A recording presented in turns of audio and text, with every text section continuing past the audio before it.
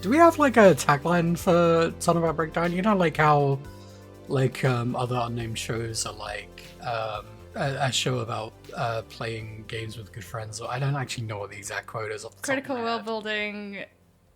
What's the second thing? And then something between good friends. What is this? I've heard this so many times. Welcome to Turnabout Breakdown, a podcast where we hang out with good friends. That's it. No, that's Did you like see, that's Hera, every. that Jack DeKeat tweeted, I think the best like vibe for a podcast is 4 people like shooting the shit while the car goes off a cliff, and I was like, oh yeah, that seems like Turnabout Breakdown. Yeah. Critical world building, smart characterization, and fun interaction between good friends. That's not us. Welcome That's a different to show. You Turnabout should watch that Breakdown, one though. Listen to A it. podcast where we drive a car off a cliff There we I'd go. love We got to do there. that. between good Welcome friends. to Turnabout Breakdown, a show about us analyzing the varying sexuality of government officials. They're not government officials. Some of them are. I guess that's The true. judges. Edgeworthers. Edgeworth, yeah. Frowners. We finished Justice for All today. We beat the We game. finished. Game 2. Super fun. 2 down. I'm not finishing that sentence. Can I say something? I Yeah. saw the credits roll today, and I Me too. felt nothing. Wow. Oh. Okay. Oh. And I What a don't know why great that is. start to this. I think due to the rolling nature of this project is that I know another one is right around the corner. Yeah, and to be fair, you would know anyway that it's 2 out of 3, so... It's just like... You don't know that. Well, I mean... I it's could a be modern playing this on era. my Game Boy Advance. Okay. You're not, though. I think you should do that. I'm seeing your I don't have ass a Game get Boy Steam Advance. achievements. Shut the hell up. You're not playing this on the Game Boy Advance. I have the Game Boy Advance SP with the tribal like graphic on it. Incredible. What a classic. I don't know if I still have it. What but a that's all relic I of the have. early 2000s. Oh, I thought you were joking. No, I'm deadly that's serious. It was real. silver. I don't remember. Oh, I played Pokemon Ruby and Sapphire. I had Sapphire, Oh, Sapphire. but I got 2 copies of Ruby that I think I just stole from people. Cool. I don't know what the nature of the transaction was there, but I have 3 Welcome to copies Turnabout of Breakdown, Generation 3. a show A podcast about where we steal from admitting people. to crimes. So this is a lawyer's podcast where we Statute talk of about limitations. lawyers. Yeah. Yeah, this was over 20 years ago. A podcast where we talk about lawyers and inadvertently admit to all of the horrible crimes that we've done in each of our lives. So many crimes. Not I many- mean, Can you imagine if this had shaped me, like, as a person? What, the fact that you stole a copy of Pokemon Ruby? 2 copies. That does sound Oh, like sorry, a sorry. funny character's I need backstory, to honestly. admit something before the court. One time I stole a big gummy snake from a pick and mix at the cinema near my house. Well, there's no evidence, because you eated it. Because I eated it, I yeah. already That's called the the thing, is I cops, eated sorry. it. But I admitted it also in this podcast, which is court. The internet is sort of like court when you think about it. It's sort of like Oh this God, I court hate that. specifically. Sometimes I've posted So it online true. and I've felt like I've been on trial. yeah. That's not Exactly. true. That I'm lying. I've had a Just pretty saying easy complete time bullshit. You online, do if not I'm being post honest. online. Oh, I have. I've been on. Yeah, Jay has. Yeah, Jay definitely has. Me, I've been like so off the radar this past year that I've been living free and easy. God. All right, but we've been recording for a couple of minutes, and we haven't actually mentioned where you would find us if we were to post online. Oh, who are we? I just admitted that I don't post online. You can't find me anymore. Ro, Hi, I'm Ro. I'm also gone. do you have Call me Gull that because I am image? gone. What image? What anime is that image from? The Gone? The Gone image. Hunter x Hunter. No. Different kind of Gone. This is completely pointless. This is an audio podcast. This is for Ro. I can't But find I know it. what you're talking about. What was the thing we said about driving a car off a cliff? Yeah. Because I feel like we're getting pretty fucking close to the edge already. My name is Harry. You can find me online at Harry Chimera in most places. More every day. More Been every working on my day? SEO. Wow. Ooh. There's one other user on TikTok specifically. If you're listening, you better start snapping up real estate, because I'm coming. You're the other Jay Costello in the world who is I think, baseball player from America who I sometimes get notifications about because I have a Google alert for my own name, which is a thing. I think that's my crime that I'm admitting to today. I'm really happy every time I get an email about you winning a baseball game. Aww. Aw, that's sweet. That's so beautiful. You can find me at JM Costello. I'm the other one. I'm not the baseball player. Yet. Not yet. Still time. I gotta say, quick aside.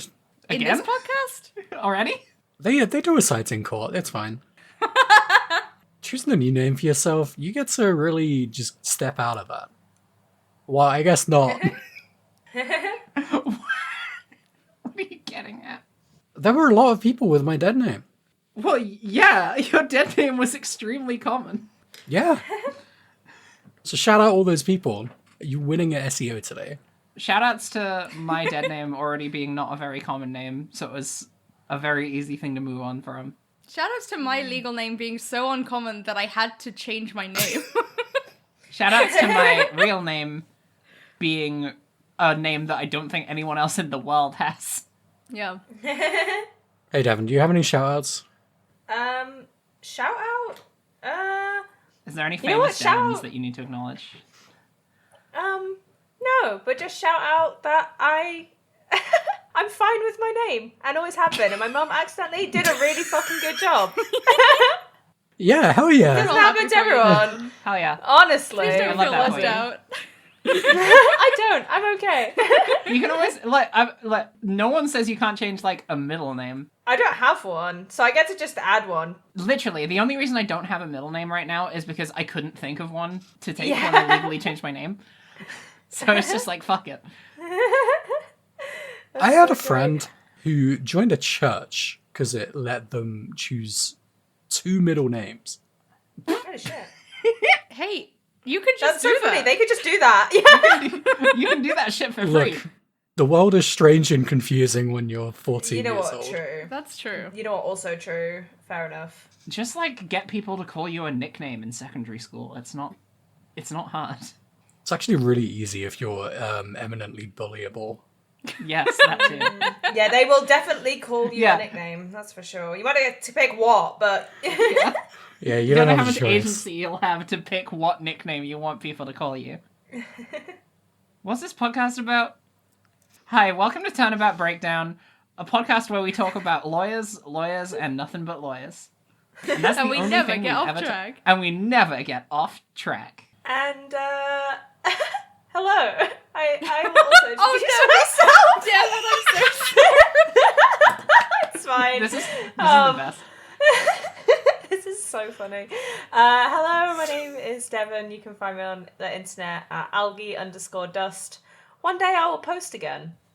It's One not of these today, days. but it might happen by the time this episode comes out. So that's going to be super fun.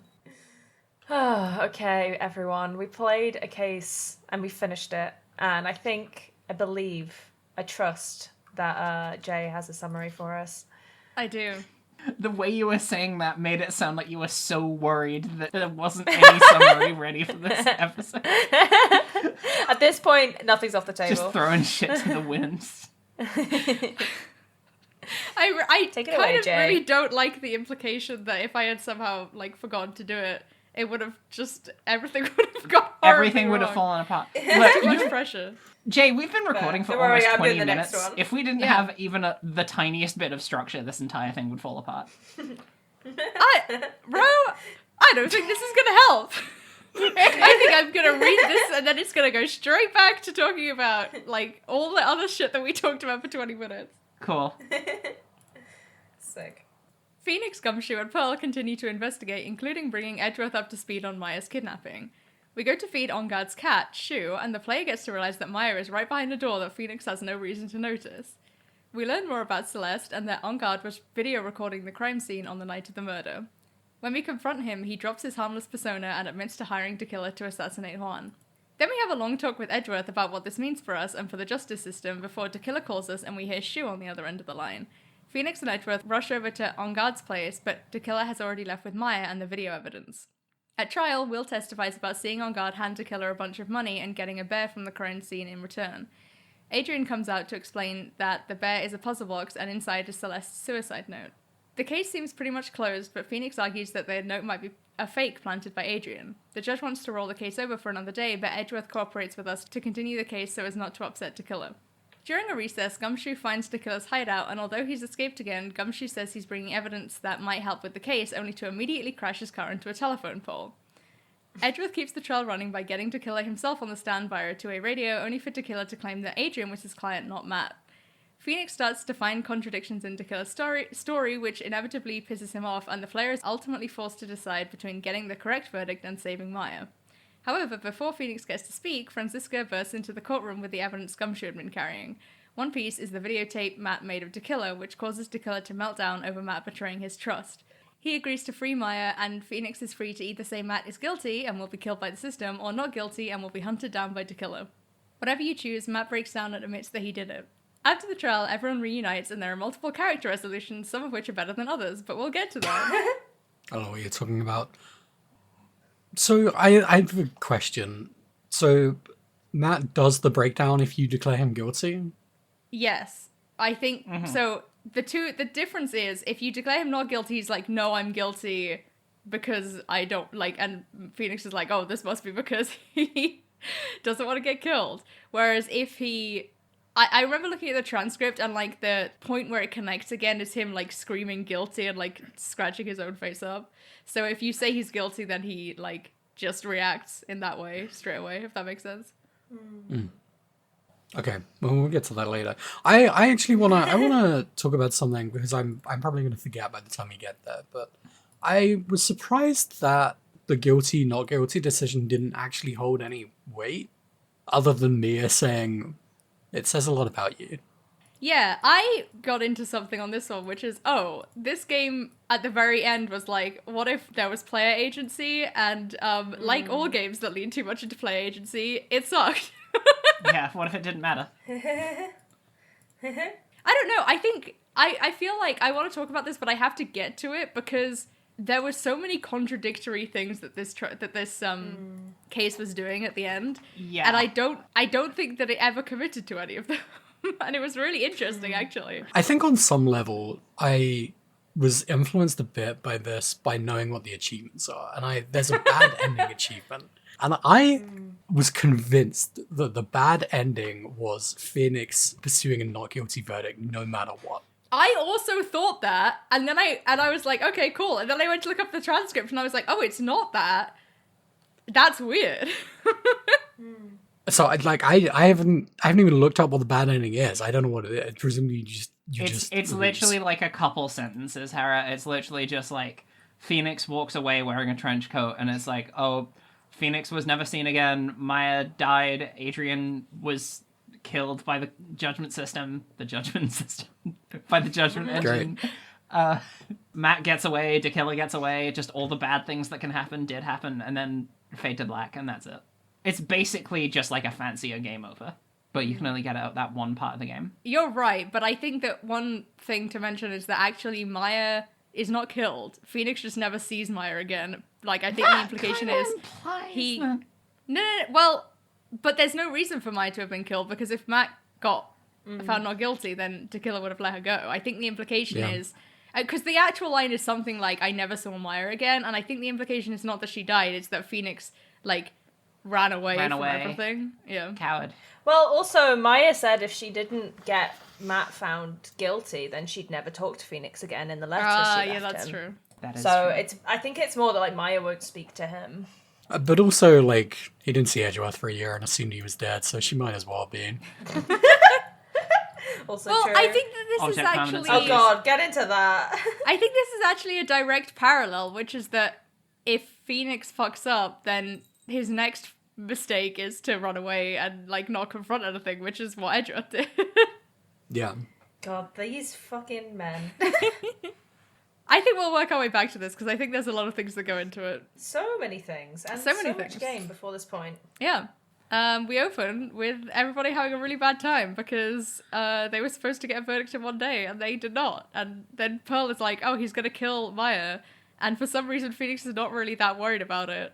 And it turns out he doesn't need to be, so actually... it's fine.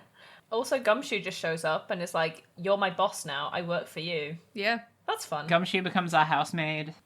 Oh, There's some great Gumshoe sweet. moments here, I think. yeah, absolutely. Gumshoe gets a really good showing in this half of the case, in general. Mm-hmm. He quickly climbed the ranks in terms of like how much I appreciate the characters by a lot. Main reason for that is that he's not a cop anymore. Right, Yeah. exactly. Yeah. So true. Cannot stress enough how he drives straight into a telephone pole. Yeah, and it's awesome. Do you think he was enjoying himself in that moment, I though? love him. Yes, he I was. do think that, yeah. He's having the best time. I genuinely think he had never felt more alive than when he hit a telephone pole. So fucking true. Yeah. Also, and just another blisteringly amazing example of Phoenix being the worst person ever. Gumshoe's been fired for literally like 10 minutes, and Phoenix is like, "Do you not have a job lined up already?" But then in the best turnaround, Gumshoe is just like, "Okay, if you have a problem with this, you have to hire me then." And I just think I'm gonna do that next time I'm unemployed and someone's being judgmental. There's a line in this conversation where Phoenix is like, "Hey, wasn't Francisco shot this morning?" Except when the text scrolls over to the word "shot," you hear a gunshot noise. Oh, Jesus. I forgot about that. It took me so out of the... I completely stopped focusing at that point because it took me out so much. Gumshoe was like, how did you make that sound with your mouth? Yeah. Well, terrible news. Francisco's at the Hottie clinic. Yeah, it's really fucked, actually. Yeah. Bad. Bad. Really bad. Pretty Really bad. bad, not good. Pretty bad and not good. And I, out of an act of protest, did not make any notes about our conversation with OT. I wrote one thing. I wrote, they should have let Francisco Moncada kill Director Hottie. Yeah, yes. they should have. That would have been great. I like that Phoenix brought Francesca flowers. I know. I think that's just nice. Wasn't it? It was I think you're right. tulips? Tulips. Yes, it was tulips. But Phoenix canonically doesn't know the name of any flowers, so you know he just picked them up. What a... Hey, welcome to the Turnabout Breakdown Horticulture Corner. What do tulips represent? Tulips, let's see. Let's find out. Tulip flower meaning symbolism and cultural significance. In the language of flowers, tulips symbolize. Simpler. What do tulips symbolize? It varies depending on the color of the tulip. So red tulips is love, white tulips is forgiveness, and yellow is cheerful thoughts. I'm also Aww. seeing renewal and the rebirth of nature after winter, so it might be like get well soon. Yeah, that also tracks. And I don't think we saw them, but in my head I imagine them as yellow. So there you go. Giving someone flowers to say, cheer up, I know you got shot, but don't even worry about it. Wait, this is great. Yellow tulips. Years ago, yellow was said to represent jealousy associated with the rejection of love. Today, yellow tulips are linked with sunlight, cheerfulness, and pure friendship. There we go. This makes yellow tulips one of the most popular spontaneous floral gifts. They were yellow tulips. We've established this by the power of Yeah. Googling. Thank you for watching Turnabout Breakdown Horticultural Hour. All 3 minutes of it. However, I do think the rest of the scene is maybe one of my favorite in the entire game. Just because I really like every time Francesca and Edgeworth talk to each other. Yeah. Yeah, but I feel like Phoenix being in the room is also really good. Like I do like we see a conversation later on where it's just Edgeworth and Francisco, and it's really good. But I think Phoenix being there is also really good because of their mixed feelings towards him at this point. Yeah. Now, I didn't attribute this quote to anyone, but someone says this sort of thing happens all the time. That's Francisca talking about getting That's shot. Francisca. Happens all the time. Happened to my dad, happened to me. You know, these kind of full things. of bullets. Just happens. Like Edgeworth did it to someone else, allegedly. True. He did do it. He did shoot on camera, actually. That did happen. Oh, yeah. Oh, yeah, I that is forgot. true. A prodigy, even at that age, shooting people at the age of 7. Yeah. What a pro. So she's pretty chill about it. Yeah. She also says that Edra seemed really keen to take the case off of her, and she doesn't think it was just about the case. She knows. I mean, I feel like everyone knows, but, you know, Yeah. in text, she She knows knows. about She this knows. pair. She knows what's up. Yeah, I also wrote down that it is just nice also having like actual characters interact with each other on screen. We don't get an awful lot of that a lot of the time, and we've been getting a lot of it in this case, but this moment, like you said, Hera, just really was a nice thing to be part of. And then we learned some important information about what was on that card that Adrian had. It was a shell. Made me so fucking angry. It was a shell. Why is there a shell on the card, right? See, there's a shell on the card because it's the calling card for a world-famous professional assassin. And the reason it's a shell is because the assassin's name is Shelly. Shelly the Killer. Shelly the Killer. But important thing about Tequila is that he didn't just name himself Tequila because he's No, Tequila. he comes He's part from of a famed hereditary lineage family. of assassins. He is a fucking No More Heroes character. What happened to the localization team in the making of this video? Oh, that's gotta be a 1-to-1 translation, right? Because the shell 100%. wasn't The put shell. on there by the Yeah, the localization shell. team. Is there like, is the... I mean, I can find out. His name in the Japanese version is actually Conchly. But, well, what if there's just like an actual Japanese name that is more of a direct, like... His name in Japanese is Sazimon Kurashia, and Sazimon is a type of shell, apparently a turban shell, which I've never... I know what those are, yeah. Those are, I'm pretty sure wait, if I'm thinking of the right thing, I'm pretty sure those are really dangerous. Ah, well, That would that make probably... sense. Yeah. Anyway, his last name means assassin, so... His name is Shelly Tequila in both. Hey, do you want to know something awesome? The species of Always. gastropod that live inside turban shells, their genus is just called Turbo. That is really fucking good. Fuck yeah. No, I think I was thinking of something else, but there are definitely some gastropods that live inside shells like this that just sort of poison you severely if you step on them. Let's just assume that's what it is. Which would have been This is very cool. appropriate for an assassin, I feel like. But yeah, it's very clear that there is more thought put into it in the Japanese original version, because at least it was a specific kind of shell and not just Shelly.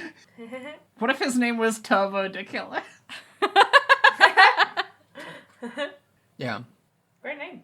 There is another thing that Edgeworth says just after this. So they're talking about Dekilla, right? Because Phoenix has apparently never heard of an assassin leaving a calling card before. He's never watched The Dark Knight and seen when the car explodes and all the Joker cards come out. And he is sort of perplexed by the idea of an assassin having any sense of personal morals. And then Edgeworth says, I guess even honorable assassins can exist. And then this just made me think about, like, everything that Edgeworth has done to make sure he gets a guilty verdict before, like, he disappeared for a year. Honorable assassin is just... I'm just a sucker for it. I'm sorry. It's just true. Yeah. It tracks, right? It's You the just want to best. be good at your job. The other thing I wanted to mention is, like, ever since, I think, the second case of Ace Attorney that we've played, I've really wanted there to be a legitimized moral dilemma where Phoenix has to defend someone who is a bad person. Yeah. And I was like, okay, when the reveal of the killer, when all of this happened, I was like, okay, it's going to be that Matt hired the killer to kill Juan, and then the moral complexity of it is going to go out the window, because technically you can't charge someone for hiring someone for an assassination, because hiring someone to... it would be a different charge, technically, because they are not the direct person that did the murder. Not in this game, they don't give a fuck. I'm pretty sure that is how it works, but I can't say for certain. But it does mean that in video game language, it would mean that Phoenix could use that as, like, a secret weapon to not betray himself and fully defend that Matt wasn't the person who killed Juan Carita. They didn't end up going that route, but they still did end up sort of throwing this moral dilemma out the window by the end of the case, which is a shame. But we're going to talk about that a lot at the end, I reckon. For sure. Right now, Edgeworth is like, well, here's the thing. We know now that it was a serial killer, and so it's pretty obvious that it was Matt who hired him. And Phoenix is just like, I can't believe that, which I think this is a fun place to put Phoenix. Yeah, Phoenix is so... There's a part at some point in this case, I don't think I put a note on it, but there's a part where he talks about how the reason he can always go into court and do what he does is because he just believes strongly enough that the person he's defending is not guilty. And Yeah. I'm like, that is fucked. I mean, like, employing that kind of mental state when you are actually a real-life lawyer going into court is probably a good way to bolster your defense.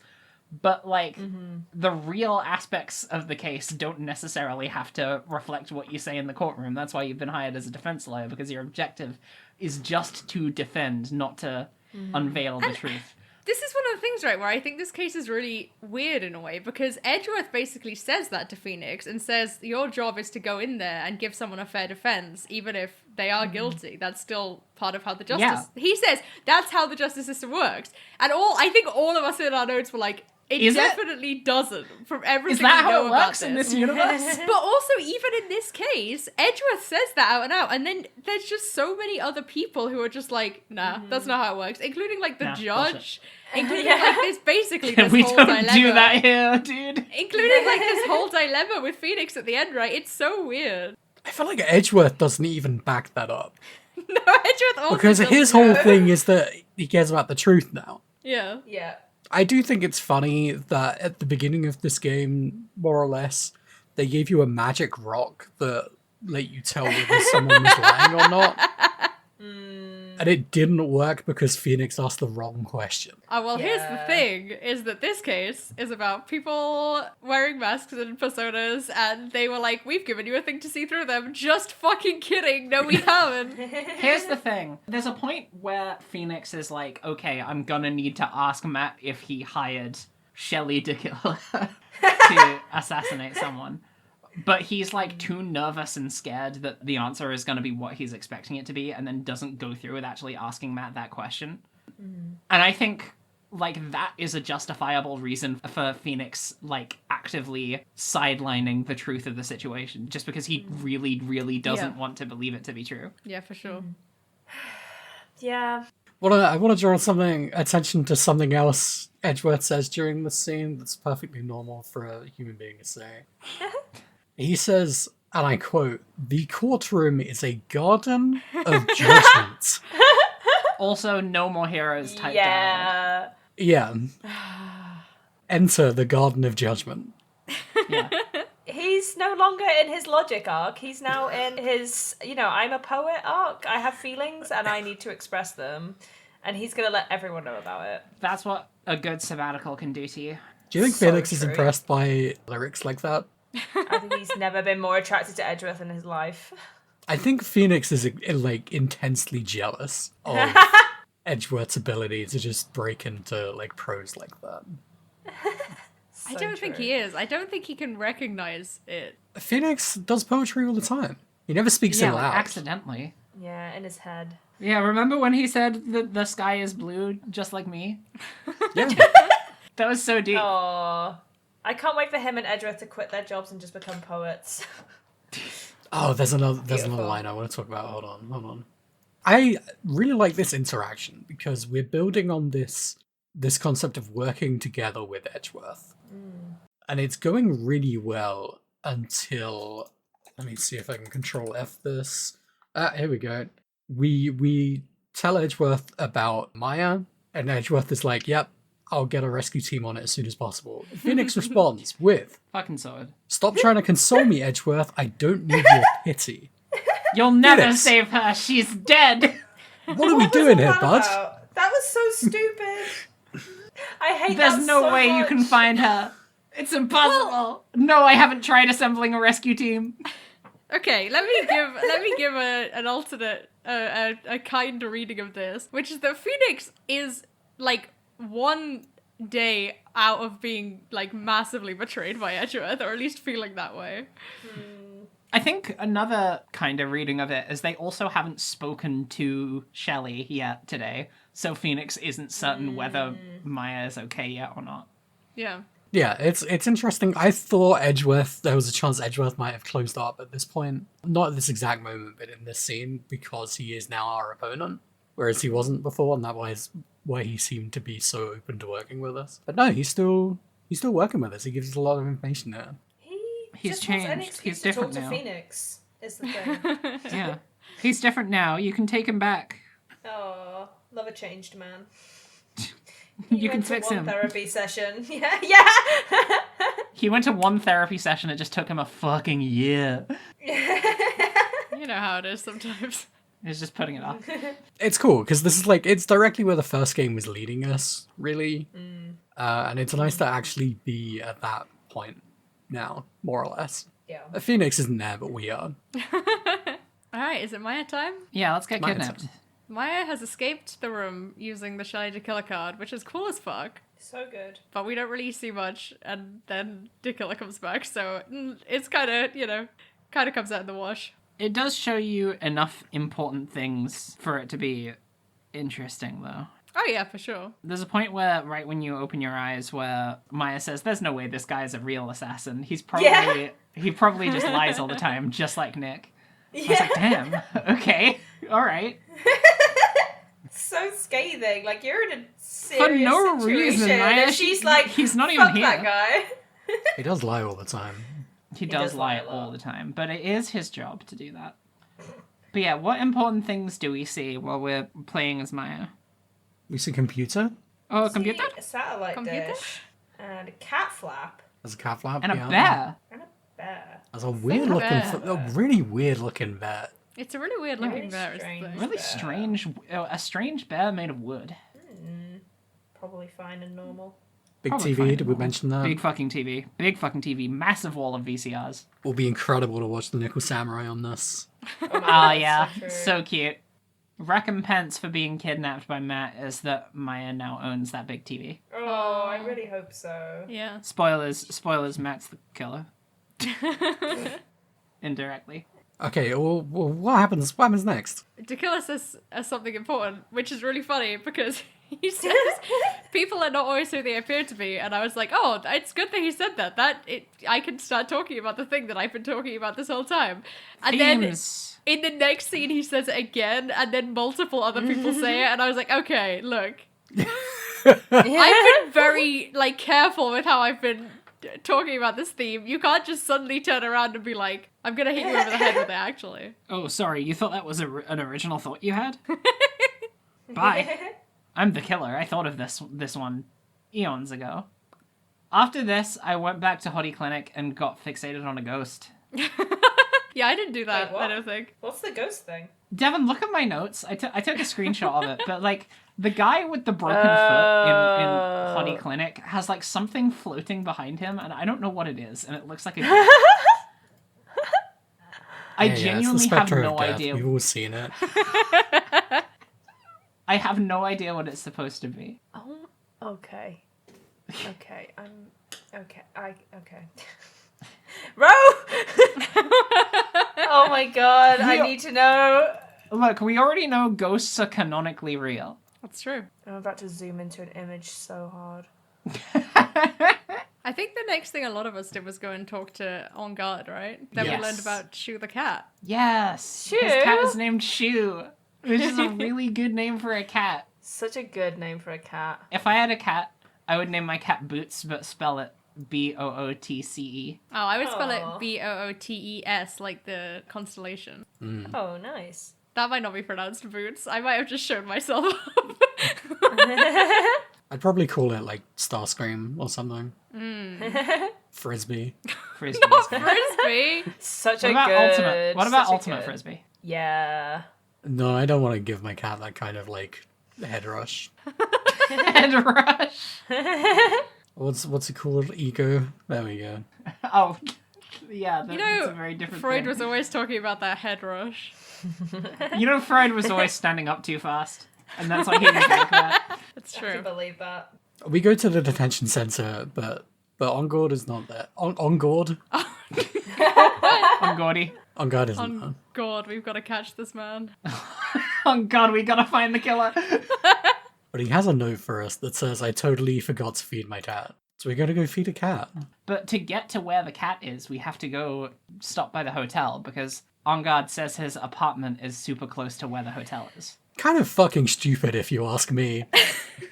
We have to check in the hotel. Well, I'm not gonna go to the fucking hotel. Yeah. I assumed that they just realized at the last minute, fuck, our move tree is fucked up. We've got to add, one line in here. Do you know what I think this game needs just to make the threading through of the narrative a lot more passable.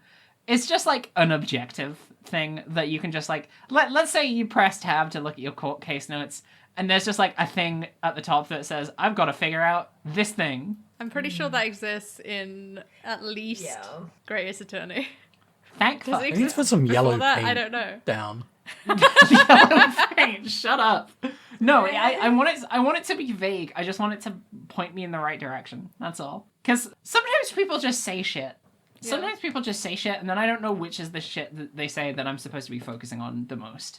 Because no matter what, it's always do one thing at a time. Yeah, what I'd like to see is like a text history. That would also be very good. Yeah. It's kind of That's wild that in the definitely PC in version some of of this the game later that games. doesn't exist. Yeah. Yeah, it can I confirm. really think that basically when they made the trilogy, they didn't like add anything new. Whereas when they made the Apollo Justice trilogy, they added some stuff, and then when they made the Grey Ace Attorney trilogy, they added a bunch of other stuff. And I assume all of that stuff is also in Ace Attorney Investigations, but I forget. Is the stuff they added to Apollo Justice going to make them better video games? Because I've heard that a lot of people don't like those ones. Yeah, they put some yellow paint in them. Fuck yes. Fuck yes. Tens. I feel like I should clarify my stance on this now that I brought it up. I'm not against yellow paint. I am. I'm against yellow paint explicitly. Like if it's Oh, if it's literally different yellow colour, paint, yeah. I'm gonna be fucking mad. For the least internet person here, what is yellow paint? So yellow What are we paint talking is a game design thing, Devin, where in 3D, mostly semi-open world games, like places where you can go down multiple paths, they guide you towards key objectives by literally having like yellow painted parts of the map. And the reason that ya. it's like a controversy, I say with air quotation marks because arguing about it is kind of stupid, is because it's just kind of immersion breaking. Because, like, who's painting all that shit? Who's painting these big yellow arrows that are pointing me in these directions? That's so funny. Like, this is such a tangent, but like when you go on like a fucking walk through the countryside or whatever, someone has just painted a bit of a fence yellow so you can literally find your way. And I'm like, that exists in real life. That exists That's in the real thing. life. And you're always true. like, who put that there? But And people were doing that in so whichever fun. country Resident Evil 4 is set in, also. so much. no way. Liters upon liters of yellow paint. Calling out a game that I really like called Teardown, which you get to put your own yellow paint down and it rules. Oh. Yes, being able to do that in Teardown is really good. But you can't do it in Ace Attorney, the video game that we're talking about here today. Sad. Shame. Big shame. Give us a spray Big can. shame. Spray can. We can do that on the... Well, we can do it on the Game Boy Advance, probably. Spray paint. On the is a Nintendo DS DS, who knows exclusive. what's possible. Press both of the triggers to make a big mess.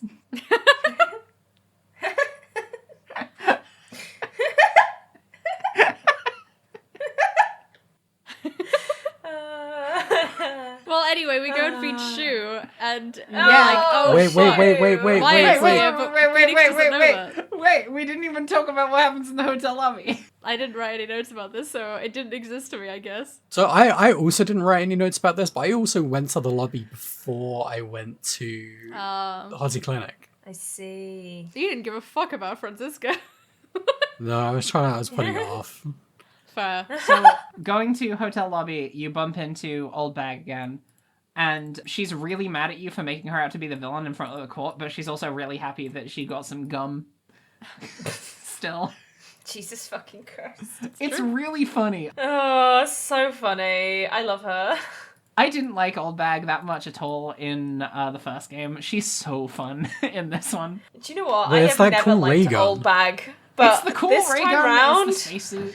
She passes out. I just- That happens in this scene, right? Yeah, she literally starts suffocating because of the helmet, which is why she has to keep taking it off to talk to us. But she still keeps putting it on. Yeah, and she also keeps blasting you with a ray gun. And for once, like, she's been a security guard this whole time, and for once she actually has the place on lockdown. Like, she doesn't let you go around the hotel, and she doesn't let you investigate anything unless you give her the, Edgeworth gives you, like, a provisory note to investigate the hotel. But she also says, you're going to have to defeat me if you want to get by before she starts shooting you again. Which is really, really fun. finally time for the turn-based combat. Yes. But before you can actually do any of the exploring, I think all of us ended up going to Matt's apartment. Or, sorry, his mansion Yeah. to feed a cat. His wonderfully decorated mansion. His wonderfully Yeah, decorated I went there mansion. as quickly as possible. I didn't even need to speak to Old Bad because I'd already spoken to her. Decoration of big motorcycle hanging in the middle of the room. How do you guys feel about Matt and Guard's interior decor? Of course. No notes. Are you sure? Really? Yeah. Who have give some a notes. who give a damn? There's a cat You here. can't say damn on this podcast, come on. Who give a fuck? That's bad. Shoo. Shoo, baby Shoo. Baby Shoe. Oh. Shu, much like everyone's favorite character, Party Baby, has a little portrait dedicated to them when they show up, and it's a really, really cute painting of a cat that looks really, really good and small. Okay, now we can talk about the interior decoration. There is a door in the background of this scene, which has a cat yeah. flap in the bottom of it. Huh. Oh. Much like Where the have we seen one that of those Maya saw. before? It makes me so mad that nothing was done here. But like, I can't expect anything to have been done here. Obviously, it just makes me mad. Like, nobody heard each other at all, even though there's a cat flap in the door that would have made sound pass through it pretty easily. Well, Maya was probably back in the wine cellar at this point, right? Yeah. But the thing that pisses me off the most is that Phoenix doesn't recognize Shelly the Killer. Like, what the That makes fuck? me so mad because he spoke to him twice when he was a bellboy at the hotel. And I cannot stress this enough, his face is split open. Yeah, his face is perfectly cut down the middle. Bit of a two-faced situation. Someone's saying this. Can we just mention the fact that I fucking love Shelley DeKiller's character design? Yeah, it's fucking really good. Sublime. It's really good. I, at this point, realized that I've been talking about metaphorical masks for 5 episodes, and then Shu, I know writers who use subtext Takumi was like, this guy's face is sewed on. It's sewed on? Do you get it? It's not sewed on, it's sewed up. It's sewed up. If it was I sewed mean, on, sewed the up as scars if would be he's wearing around. someone the else's face. skin, though. Like, Yeah. Well, it's more like Wait, he wait. zipped himself in there. We're talking about Shelley the Killer. This isn't Shelley the Killer. Oh yeah, sorry. Sorry, there's been a big misunderstanding. Oh my god.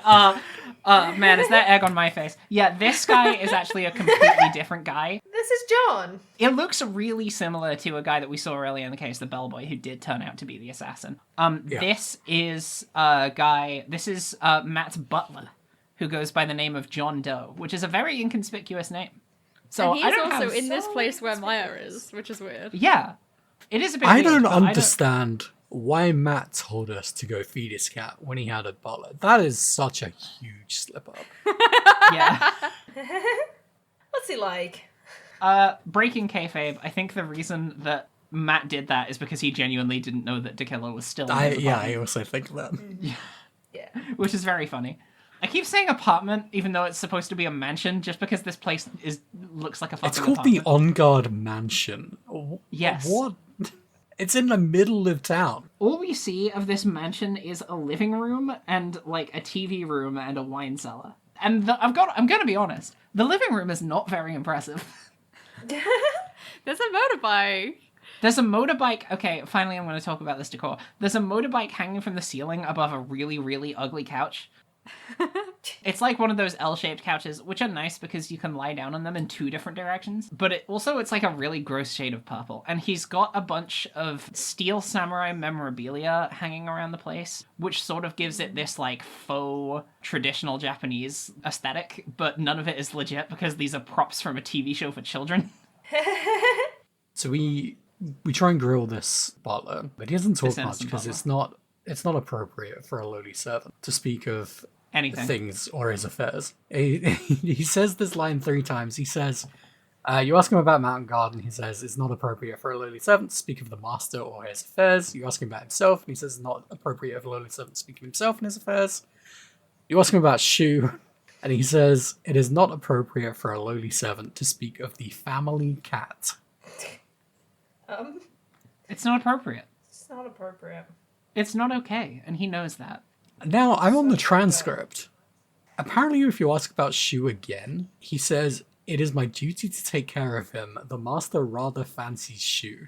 Okay. Wait. This is the same thing. Why is it saying subsequent times? Oh, it's because Phoenix throws away the scrap of paper, I see. Throws away some evidence. This is the only time you do that in this case. Yeah, I was going to say, did anyone else think that when he did that you fucked up? No. I felt like I fucked up really bad when that happened. I was like, I'm here, I'm in the killer's house, Maya's on the other side of this door. I'm talking to the person who killed Juan, and I've just thrown away the note that told me to go look in Matt's house. I don't need that shit. Thankfully, this game is so linear, you can't possibly fuck up. Not without a health bar involved. Okay, let's go. Let's get out of this place and go talk to my favorite character. Yeah? Is that right? It's Lotta. I don't really know. Bloody Lotta doing? Even I will say, I don't really know what Lotta is doing in the rest of this case. Lotta. No, I don't really know why she's there. Lotta. So here's the thing. I don't like tabloid journalists at the best of times. And this one in particular has done me wrong in multiple circumstances.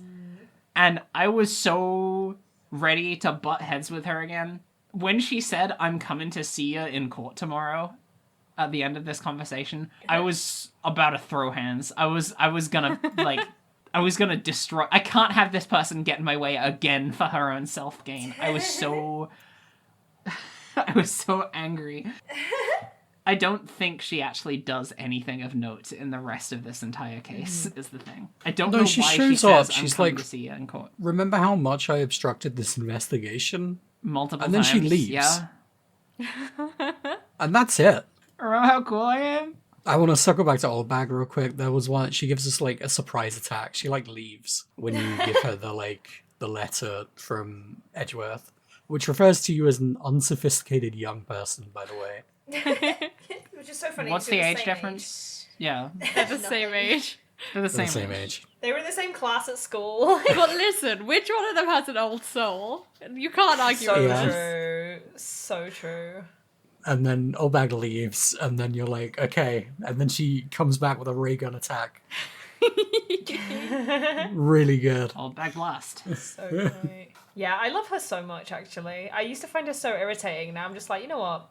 You do you, Queen. She You're having was a good time. irritating in Turnabout Samurai.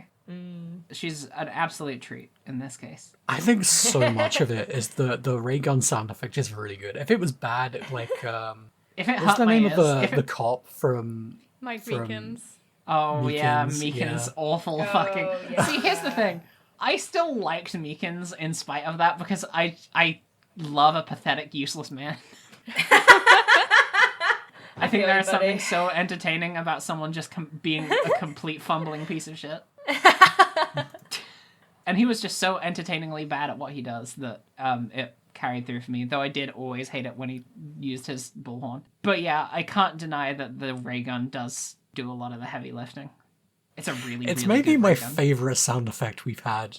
I mean, Yes, Shoe is no, good, undoubtedly. but the ray gun is really good. The ray gun is absolutely top tier. I might have to replay this case just to get a rip of it. You can I'm sure probably- it's on the internet. Yeah. Yeah, courtrecords.net. Let's go see Old Bag in a different room. Yeah. Oh, yeah. Let's go to Kurita's room where he did get murdered. And this the first thing that happens is you walk into this room and you hear a sound and it just says ong ong ong ong. And to me that's the sound of like the Dark Souls 1 death noise. Where every time your character dies they just go and I think that's Old Bag suffocating inside of her helmet. That's my new headcanon, yeah. If Old Bag died, I think she would make a Dark Souls death noise. Like, you know, you said if. If that ever happens. Look, we don't know how old she is. We have no idea how old she is. Yeah. Supernatural forces definitely exist, so... Though you fucking do knows. finally get to ask someone about why the fuck there's so many bears everywhere. Thank God for Because that. Old Bag is a number one Juan Carita stan. And she says it's because you can't think of Juan without thinking about bears. Top line. Does that ring true? You reckon? It's because he... Remember that time he fought a bear? And Remember that won time he got his into a... friend? He said he got into a fist fight with a bear in his autobiography. Jesus fucking He fought a bear in hand-to-hand combat, and allegedly it ended in a draw, which I don't think that's real, and neither does Phoenix. Do you know what? And Pearl People thinks, in this case are wearing masks. Pearl says, what a heartwarming story to the story of a man beating up a bear with his hands. Oh, God. And then a bear alarm clock goes off, furthering my theory that no normal alarm clocks exist in the Ace Attorney universe. But I appreciate that Phoenix does acknowledge that the alarm clock, like, he starts thinking about his first case and the Thinker alarm clock as well. Am I the only person who remembers the giant fucking monkey statue alarm clock? No, I remember that. Okay, All the good. time. Good. I can't stop I thinking love about the Mrs. giant monkey Monkey. statue. Or Mr. Monkey, I can't remember which one it is, but yes. Big monkey. Ook ook. It's 3 o'clock. I'm gonna stop. Ring ring. Ring ring. Who's Hi, that on the phone? It's me, Mr. Tequila. Hi, it's Tequila. It's Mr. Tequila. Except there's a problem. So much noise. So much static. What's all that Yeah. about? So Phoenix wants to know if he can get another day, if he can get an extension on his homework. And Tequila's like, well, you know what? I'll be lenient for this one, Mr. Right. Usually I'm an assassin and I do assassin shit. But for you, my special guy, I'll give you one more day. And then Phoenix asks if he can talk to Maya, and then immediately the static interference and the transceiver stops working. I really like the noise of the static, and I did get a rip of that. Amazing. It's a really good loop because it's hard to detect where it loops, even though I'm pretty sure it's like an 8-second loop because this is a GBA game. Well, that's fun.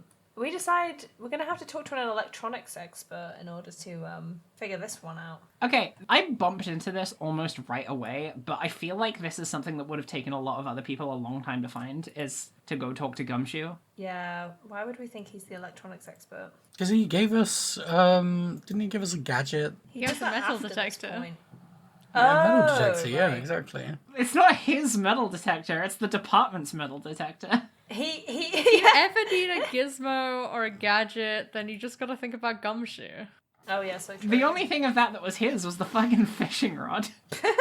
My favorite gadget. Oh, I know this is audio only, but I have to. Jay, I think you know what image I'm about to post. I don't. You already know but what the fuck it is. We'll see if I recognize it. It's a background from the previous game. Speaking of Gumshoe's gadgets and doodads. Oh. Welcome to I know Gumshoe's it is. Gadget. Is this the screen from Case 5? It is from Case 5. Yes. Can you that's see all what's this on the shit. floor there, my friends? A broken vase. Oh. Isn't Oh that my so god, fun?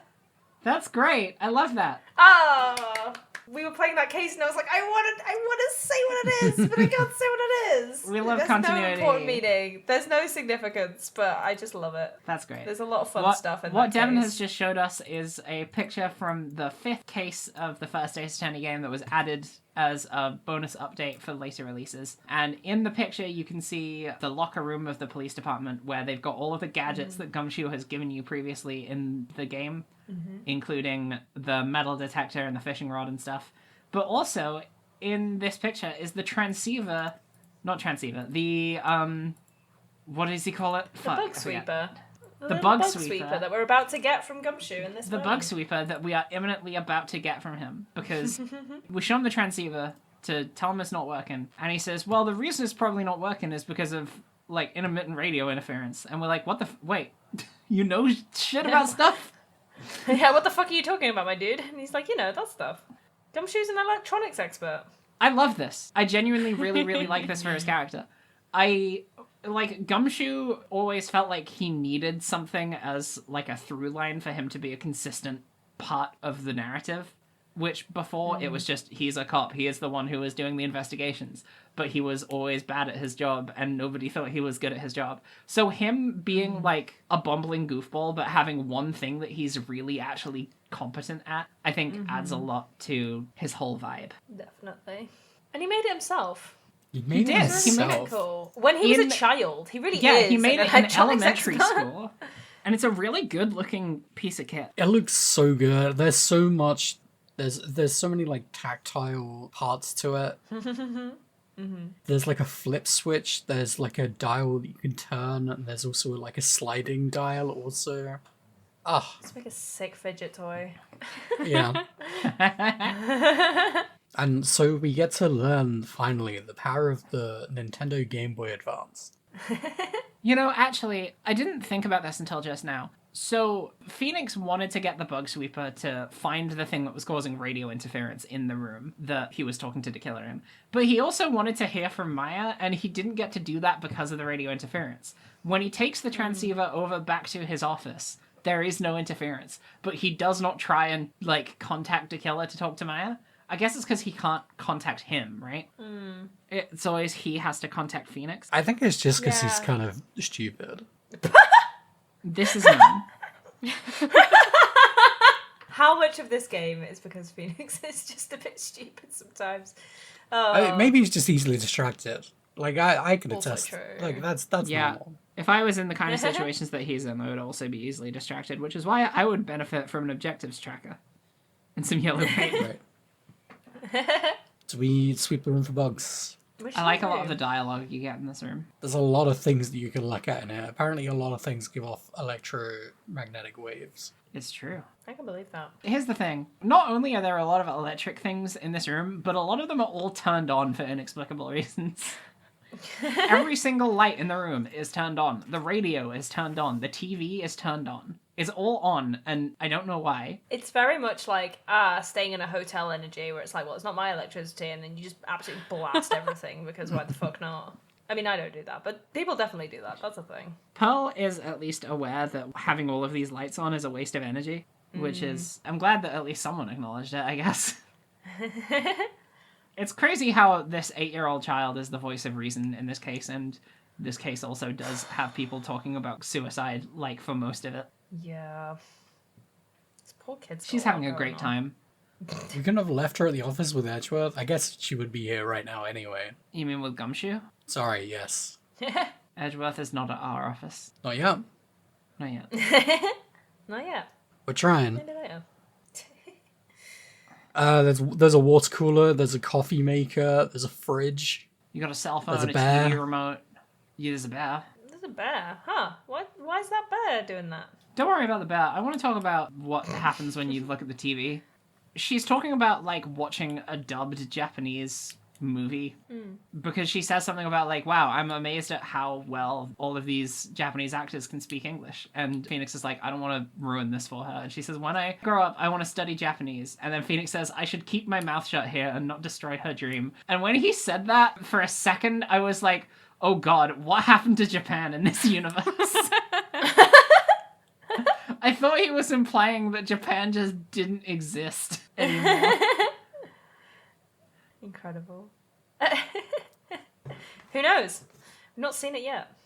Yeah, that's a good point, actually. I want to pull up what happens when you look at the radio. Bug sweeper, here we go. Oh my god, there's so many.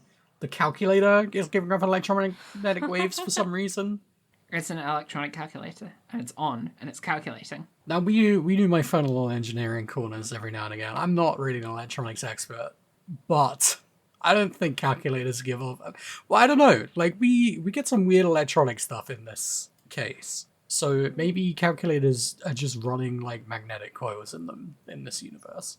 Maybe this is, like, a weird, like, steampunk adjacent thing that we are going on in this brand new world that we're living in. They've got a tiny slot in the back for you to put little pieces of coal in. Aww. The radio is on and it's playing something. Oh, it's Kids Question Corner. Oh. The show asks, why is the Earth round? To which Pearl asks, yeah, why is it round? Yeah, why is it round, Phoenix? And Phoenix says, why don't you listen to the radio some more? Because he does not know. Is this Phoenix Wright, who has never read a book or perhaps interacted with anything on the planet before this point? Do you think Phoenix is a flat earther? Oh my god. I don't think he knows enough to be a flat earther. I think he could be convinced. Do you think Oh, yeah. he knows so little that his initial assumption would be that the Earth is flat? Well, actually, no, because Phoenix is a skeptic at heart. And if someone came at him with the flat Earth thing, he would be all over that. He would not accept that. He would argue that the Earth is a cube, I think. I want them to have a trial where instead of someone being a murderer, it's a conspiracy theory. I'm sure we'll get there. We were so close when we were doing the Gordy one. True. Conspiracy theorists can kill people, so Oh, It is I never true. knew that. I feel like this is one of those things that's going down in Jay's notes for having foresight moment. Sometimes when I'm editing the podcast, I'm like, I said that as if I was taking a note, and I wasn't. So, sometimes I'm just doing it to fuck you up. Okay, but you're saying that, and I don't know if I can believe you. Because we're not allowed to know until we get to that point. How many layers do you think I'm on? Enough to obfuscate the truth from us. But as we know from this game, the truth always comes to light, Jay. Well, it will when we play the game. Yeah. yeah. Alright, so what's going on with this bear? So this bear is a little robot, and Pearl is very scared about how many horses were killed to fuel it. I don't think that's true. I think she's excited about the concept of horses. How many horses are in the bear? Probably not many. How many horses? I would think it would not take a horse to fuel a bear. Probably less than one, I guess. Yeah, don't- I would say I don't less know a than lot about one. But the horsepower. thing is, bears are also pretty low energy animals anyway. Right, but this is a robot. It's not a robot. Oh my god, we gotta eject. It is a robot. What do you mean? This is just a regular bear. A regular Just stuffed got a bear. camera. It growls. No, it we're growls at her talking and about she different yells. bear for some reason. Hey, in our defense, there's a lot of fucking bears. There's so many fucking bears. Extremely fair. This is the bear that's by the radio. Yeah, it's like by the armchair on yeah, the okay. radio. However, the bear I was originally alluding to was the giant stuffed bear, the taxidermy. Well, it's So not a it's taxidermy not a bear. I don't taxidermy think. bear. It looks like a It's taxidermy not a bear. taxidermy bear. It should have No. been. It should have been. Probably not. It's just a big bear, and it's got a camera in its eye, and they're like, ha. This seems Seems It cost significant. $3,800.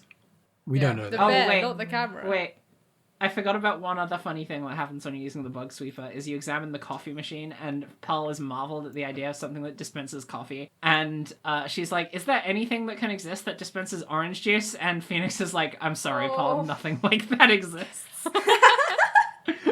Pearl doesn't know about the Oh. Juicerio, whatever the fuck it was called. The Juicero? Juicero? Yeah. I mean, there's like Coca-Cola machines, right? But Surely there's there's one also of those just that regular just ass dispenses juices. Oasis. You can find them at any hotel.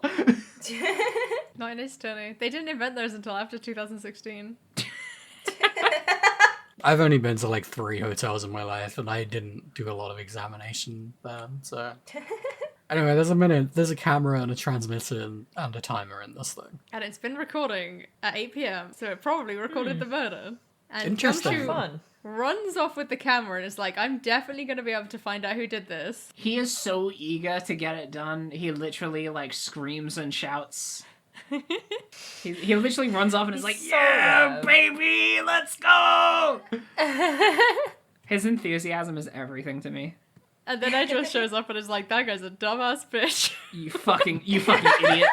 You fucking fool. You thought to examine the spy camera that was crammed inside of the bear when you should have been looking at the bear itself. Check this out, Phoenix. And he lifts the 8-foot tall bear up over his head like it's nothing. You see this plaque at the bottom? This is from an exclusive shop that only 2 of exist in the fucking world. If you're going to track down anything, you can get a spy camera from literally anywhere on the planet, man. Like, he's going to be driving around town all night trying to find where this one was bought. It's not like it'll have a product code on it or anything, but this bear, this is one of a kind. And it says right here that it was bought at this shop that exists, and it's like half an hour's drive from here. And then he runs away carrying the giant teddy bear. Do you think The he puts it in the sentence- passenger Phoenix seat has of never his car? fancied him more in his life. The explicit sentence it reads out to you is stuffed bear snatched up by Edgeworth, which is really funny.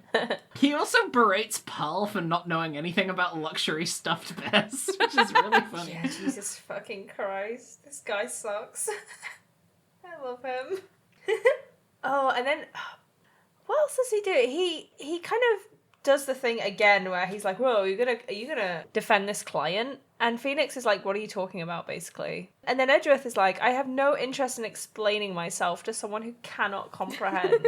You've just spent the last 24 hours trying to get us to understand your mad shit. Like, please, shut the fuck up. I Stop think really I'd get edgy. annoyed if Stop I being tried to rude. explain something to Phoenix Wright, honestly.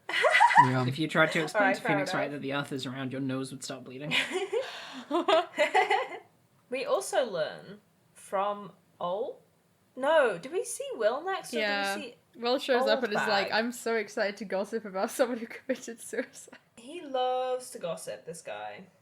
And we learn that Celeste and Juan were meant to get married. And he broke it off 3 days later. Not great. We don't Great. know why, but it wasn't great. Not super cool. Pearl is here for this entire conversation, Yeah, yet again. where Will It's like deep 9 dives PM into talking also. about Celeste's suicide. Yeah, like, Edgeworth has already... No, Edgeworth hasn't said anything about Pearl going to bed. But I feel like the presence... There is a certain awareness that Pearl is involved in this to a degree that she really shouldn't be, considering that she is 8, it is late, and they are Do you talking know about which people character killing themselves. mentions Pearl's bedtime? Yeah, I remember now, because I know you took a screenshot of it in your notes. We're getting there, okay? That's coming next. Okay. Yeah, because after we find out about Celeste from Will, we go and talk to Matt about it. Well, technically, you have to go to Criminal Affairs first to get approval to go to talk to Matt about it, because Oh, they're like, yeah. visiting hours are closed. Then you go to Criminal Affairs, and they're like, oh, Phoenix, just so you know, because Edgeworth is so nice and cool, he's given you special exclusive permission to go to the detention center after hours, and he's also found the key witness for the next case. Bye. And then you go to the detention center, and you get a choice Wait, between talking- hold on. Yeah? I actually wrote something about this. Oh, okay. Because we spend like this is our what, like 9th case now? Some, And like we that. really spend the whole time just chasing after the prosecution, who just have so much more access to everything. And now we're in a position where we are actually learning the truth before we go to trial. And that's because we have a prosecutor opening doors for us. And it still feels kind of powerless in a way that Edgeworth is just leading us through this whole thing.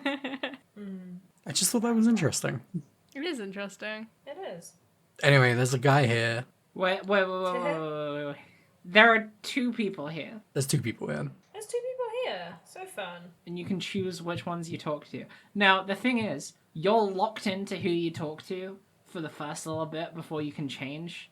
Because the only way you can change is by leaving and going back to the detention center. And if you leave the detention center and go back to Criminal Affairs, you start the next part of the story. And I did not talk to Matt first, because I don't care about him as much as I care about Adrian. I don't think it matters which order you do it in. I No, it spoke to doesn't Matt matter. first. What happens when you talk to Matt first? I'm sure it's the same, just in a different order. Yeah.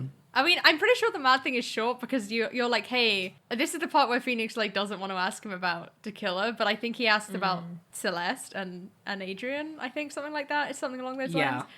lines. And he has 5 psychologs, so pretty much all you can do is leave. I think it's... I Which think is, the again, question the Phoenix most asked is, that like, there's ever been. Yeah. What did you have anything to do with Celeste Impax's death or something like that? And then if you leave the detention center, I'm pretty sure like the place that you have to go is the criminal affairs, and that's when you see Yeah. Will there.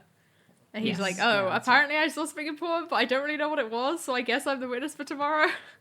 Also, they just arrested him because they said he looked suspicious. Yeah. Once again, Will Powers is a victim of this fucking system. I'm Yeah. so done. Now this And guy my reminds me god, of a did he bear. see something important? Yeah. Yeah, he did. He sure did, huh? He also said he's not allowed to hang out with the Hollywood elite because he's too hairy, sweaty, smelly, and brutish. It's really rough for him. This game This world sucks. is wild, because it should be like, oh wow, they're really elitist and fucked up, but actually this game is just like, it's funny, because I guess he's ugly, even though he's not. That's so mean to him. That's so mean to him. This is going to be so dated by the time it comes out. Someone send the screenshots of that one woman on Twitter who did a PhD on smell in literature. I've been thinking about that a lot since you told me about it, Hera. Yeah, me too. I've just been thinking about, like, how many times have I heard of someone being referred to by the odor that they excrete? And what was, like, the surrounding context for that? Sometimes Fascinating being stuff. online gives you greater media literacy. It's true. But Seems sometimes illegal it to makes me. it way worse. Most of the time. Oh yeah, when you talk to Adrian as well, when you go to the detention center, that's also the point where you can choose to present the card, Shelley's card, to him. And then Phoenix is just like, I don't want to do that because I'm too scared of what Adrian is going to say if he knows anything about it. Do you mean Matt? Sorry. Oh yeah, sorry. Yeah. Yeah. Where did we leave off? Oh yeah, we were going to talk about Adrian. Yeah, I felt like we were going to have a lot to talk about with Adrian, and I thought we should refresh ourselves. I have a lot to talk about with Adrian, but a lot of what I want to say about Adrian, I want to leave until the end of the case. I agree with that, but I think there's stuff to talk about now as well, by which I mean I'm looking at Devon's notes, and Devon has written basically half a page at this point. All right, I let's just- go. Half a I straight just had a page. lot of thoughts. It was fine. Do you know what? I was thinking about this while I was on a walk, and I did something I never do, which is record a voice note for myself to write this down. I guess okay, you know what? I'm just going to basically read the notes because I can't remember shit about shit. But basically, so first of all, I think at this point, Adrian kind of blames Phoenix for bringing Celeste into this, and it's like, that was definitely not, like, okay, this was not Phoenix's fault. This has just clearly been an issue the entire time. But Adrian says that she wants to burn Celeste's suicide note so it doesn't become another bit of mindless gossip. And I was just thinking about, like, so many of the cases that we've played where there's a public scandal and people's lives are ruined, and then, like, there's a crime as a result of people's, people are kind of deeply, deeply affected. And we've got, like, that happened to Edgeworth, that happened to the Fays, Yanni Yogi, Eeny Mimi, Jack Hammer, and Dee Vasquez as well. Like, there's a lot about fame, there's a lot about publicity, and yeah, there's so many notes. Oh my god, I forgot about this first paragraph.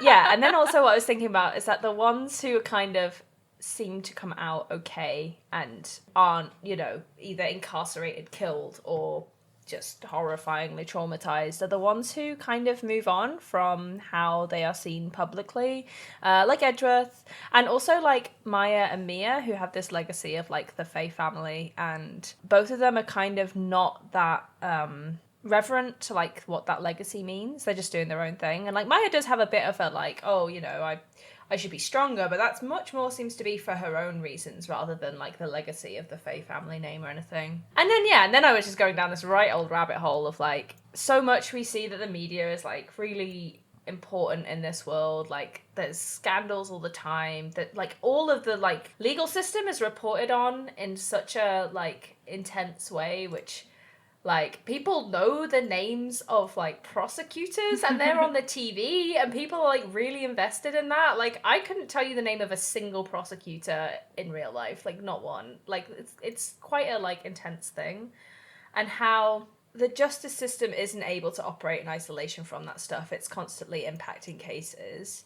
And it would be good if, like, a lot of that reporting was, like, actually disclosing a lot of the injustice and, like, we all want from journalism, like, be better.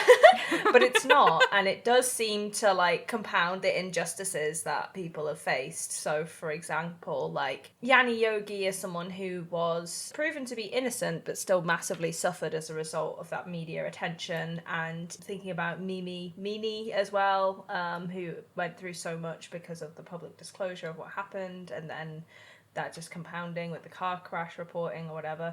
I mean, it's not to say that these people are totally, like, innocent, but it was just a really interesting thing, and it doesn't ever really critique it far enough.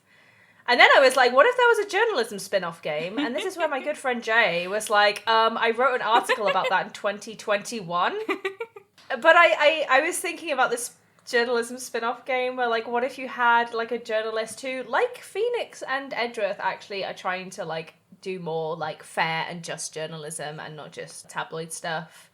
And that is my essay for today, basically. And I was thinking about all those things on my little walk. It was great. I think that your point is like something that I didn't even touch on in the article, which is that, just going back to that thing you were saying about how the journalism system in this game is journalism system. I wish. The news media in this game is so complicit in like everything that's fucked up about the legal system, and like doing its own thing as well, which is also kind of like it's fucked up in a separate way. And I think that continues to happen in some interesting ways, so I can't say too much. But yeah, I really like the idea of being like, well, actually, you could make a game where it's very similar to this, where it's like, hey, this system is fucked, and you're like one guy in it, and like, how is that going to affect you? I think that would be super fun. I would love that game. Because you can have a lot of the same gameplay mechanics, like investigation and looking at things, and like, I don't know how the fuck you would write an article, but I think it would be really fucking fun. Well, it would be like, instead of cross-examining, you would be like editing a draft. Oh my god. I would play the living shit out of that game. Capcom, call me. Hey, what was the name of that article? Well, great news, it doesn't exist anymore. Fuck. I If we have were it to backed go on up. the Wayback Machine. Yeah, it might be on the way back machine. I have it backed up so I can also, like, link it to, like, the people in this call, although you can't read it because it's got spoilers. It was called Weirdos Among Misfits, the journalists of Ace Attorney deserve a spin-off, and it was on Fanbyte, R.I.P. Do you want a game where we play as Lotta Hart? I have a very specific person in mind who we haven't met yet, so I guess Yeah, that's a spoiler. I- There's yeah. another journalist in I this game assumed. at some point. Yeah. Oh my fucking god. Such a good article, by the way. I very much enjoyed Thank it. you. I like that one. I like I it look when forward people to pay me reading to it write in- about Ace Attorney. 4 years. It does have spoilers for literally every single game in it, which is very funny. Is there a way you can just like make a version of it that's palatable to us now? How much Oh, of it can would you, have like, to erase? hit it with the black highlighter? I Yeah. genuinely don't think I can because of the ways that it differs from Devon's take here. Like, Devon has said everything that I wanted to say, or like, Devon has said everything about it that we can say at this point, and then I've said more stuff. So, Okay, Devon let's did this just for say you. that Devon gave us the article It's true. They did. as much as they are allowed to at this point, Yeah. As much as I'm and legally that obligated it to. is what it was. I have some things to say about Adrian. Hey, go ahead. I told you so. Adrian is a great character. She spends a lot of this conversation being like, well, I had to plant a bunch of evidence on Matt because I knew the system was not gonna work, and she's right. So, Adrian, I just never did anything wrong in her life. So true. And then something which didn't come up last time is that, like, there is a pretty easy reading to make of Adrian and Celeste being, like, they're clearly not lovers because of, like, everything else that's going on, but there is a clear, like, queer reading to be made, right? Mm-hmm. And I was surprised that it didn't come up last Yeah. time, and I'm actually curious about whether some of that has been, like, tamped down in the re-release, because we talked about how it removes a lot of the wording around Adrian being quote-unquote codependent. So I'd be really interested to actually compare the scripts, like, deliberately. I didn't do that, so... Whatever. It says on the transcript website if there's anything different between the two versions. So if, Hera, do you still have the transcripts up? I do. Do you reckon you can find the initial conversation you have with Adrian in the detention center and see if there was any discrepancy? I think that it probably would have come up earlier than that. Like, it probably would have been around, like, when we were first learning about, like, Adrian and Celeste's relationship, because they talk about her being a mentor and stuff, but then there is almost this, like, leap to the, like, oh, and Adrian couldn't, like, imagine life without her kind of thing. Kind of gay. You know, I mean, yeah, the reading is still very much there. Anyway, in the anime, they change Adrian and Celeste to be cousins because I guess they thought it made more sense, quote unquote. Fucking Really cowards. Funny. Really, Stop really it. funny. That's so So dumb. fucked. That's so bad. So Wow. fucking stupid. Here's why I didn't consider it. One, because I like Vision. Two, because the mentorship thing, I think it would have been a weird power dynamic. I mean, yes, but one, like, this game is obsessed with weird power dynamics, so... Yeah. Hera, 2 cases ago, 3 people were vying for the heart of a child. I thought what you were gonna say, Hera, is, like, this game would just so obviously never do that it wouldn't have even occurred to me, and I think that's a very fair thing to say, even though you didn't say it. But the thing about it is that, like, even with the power dynamic and stuff, I think more about what I'm talking about is just, like, a young, highly ambitious, but very insecure woman, like, having a massive crush on, like, a person who is doing the same job as them, but, like, in a way that seems, like, much more put together. We don't actually know if that's true, but that's just the Yeah. reading that I have. No, I had the exact same kind of reading, Jay. Honestly, Yeah. for me, it was more that it was so self-evident I didn't feel like I needed to bring it up. Yeah. Because, like, when they say mentor, I don't think it didn't read to me as like Adrian is her student that is under her wing. It more just meant to me that like Adrian admires and looks up to her. I think that's all I have to say about Adrian for now. But yeah, we'll come back to Adrian for sure. She has one psych log. Just one. That Well, the weighs thing that I really like about heavier this- on me. Yeah. The thing that I really like about this is that, like, I remember Rose saying a couple of episodes ago, like, oh, well, I think we were led to believe that, like, you do one psyche lock because it has 2, and then you do the next one because it has 3, so, like, that feels like the order you should do them in. And in this one, you break Matt's 5-lock psyche lock so that you can break Adrian's 1 single lock. And I think I that's knew really it was fun. going to be like that, though, because, like, just the framing of how the cases have been escalating, we haven't had a single lock psyche lock since the first time we had a psyche Yeah, lock. that's true. So I was like, okay, whatever Adrian's secret is, it's got to be the big reveal. So it's got to be the last thing. I also think it's just a really small little character detail that, like, she's so, like, spent and exhausted from trying to be strong and then having so many defenses fucking ripped down that she just doesn't have the capacity left to put up more walls. That's a Like, really good reading of it. Hi everyone. I'm ringing the Hera. bell for the last time this game. Because it is the last episode we are recording on this game. I'm here to complain about the Cyclox system. Let's fucking do it. What the fuck is like they are purely ornamental. Say more about this. Okay, let me from my instinct, I believe we answer 5 questions for Matt, except the first 4 are for the first 2 locks, and then you do 1 more and it breaks the remaining 3. Yes, Am I right in that? you are. In order to break Adrian's 1 lock, you have to answer 2 questions. I think it's because each lock represents a truth that is being hidden.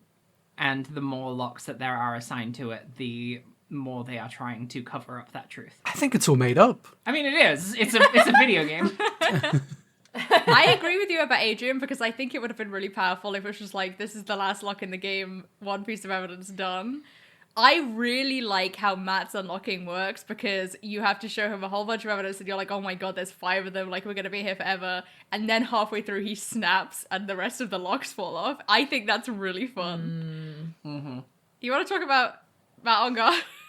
God, I Oh would my love to. god, I'm Hey gang, I think this game might be interested in personas.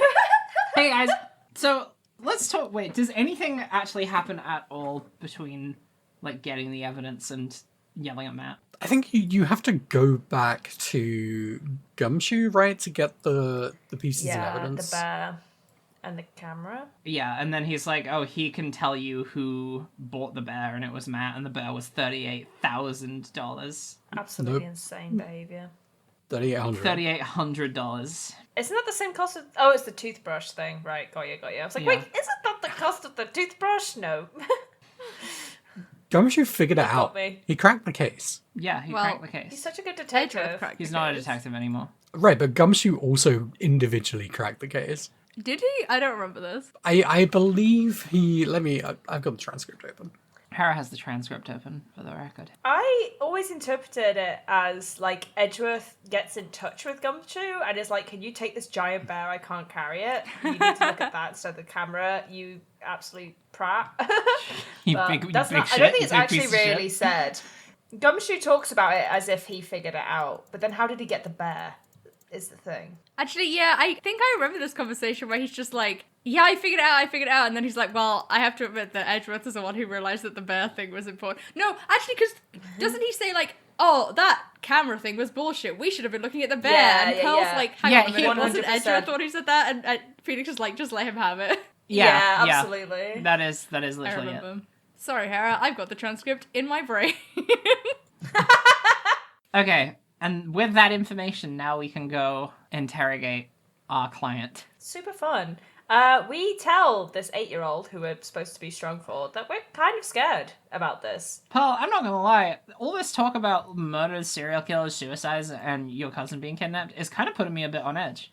And then Pearl is like, Phoenix, toughen the fuck up.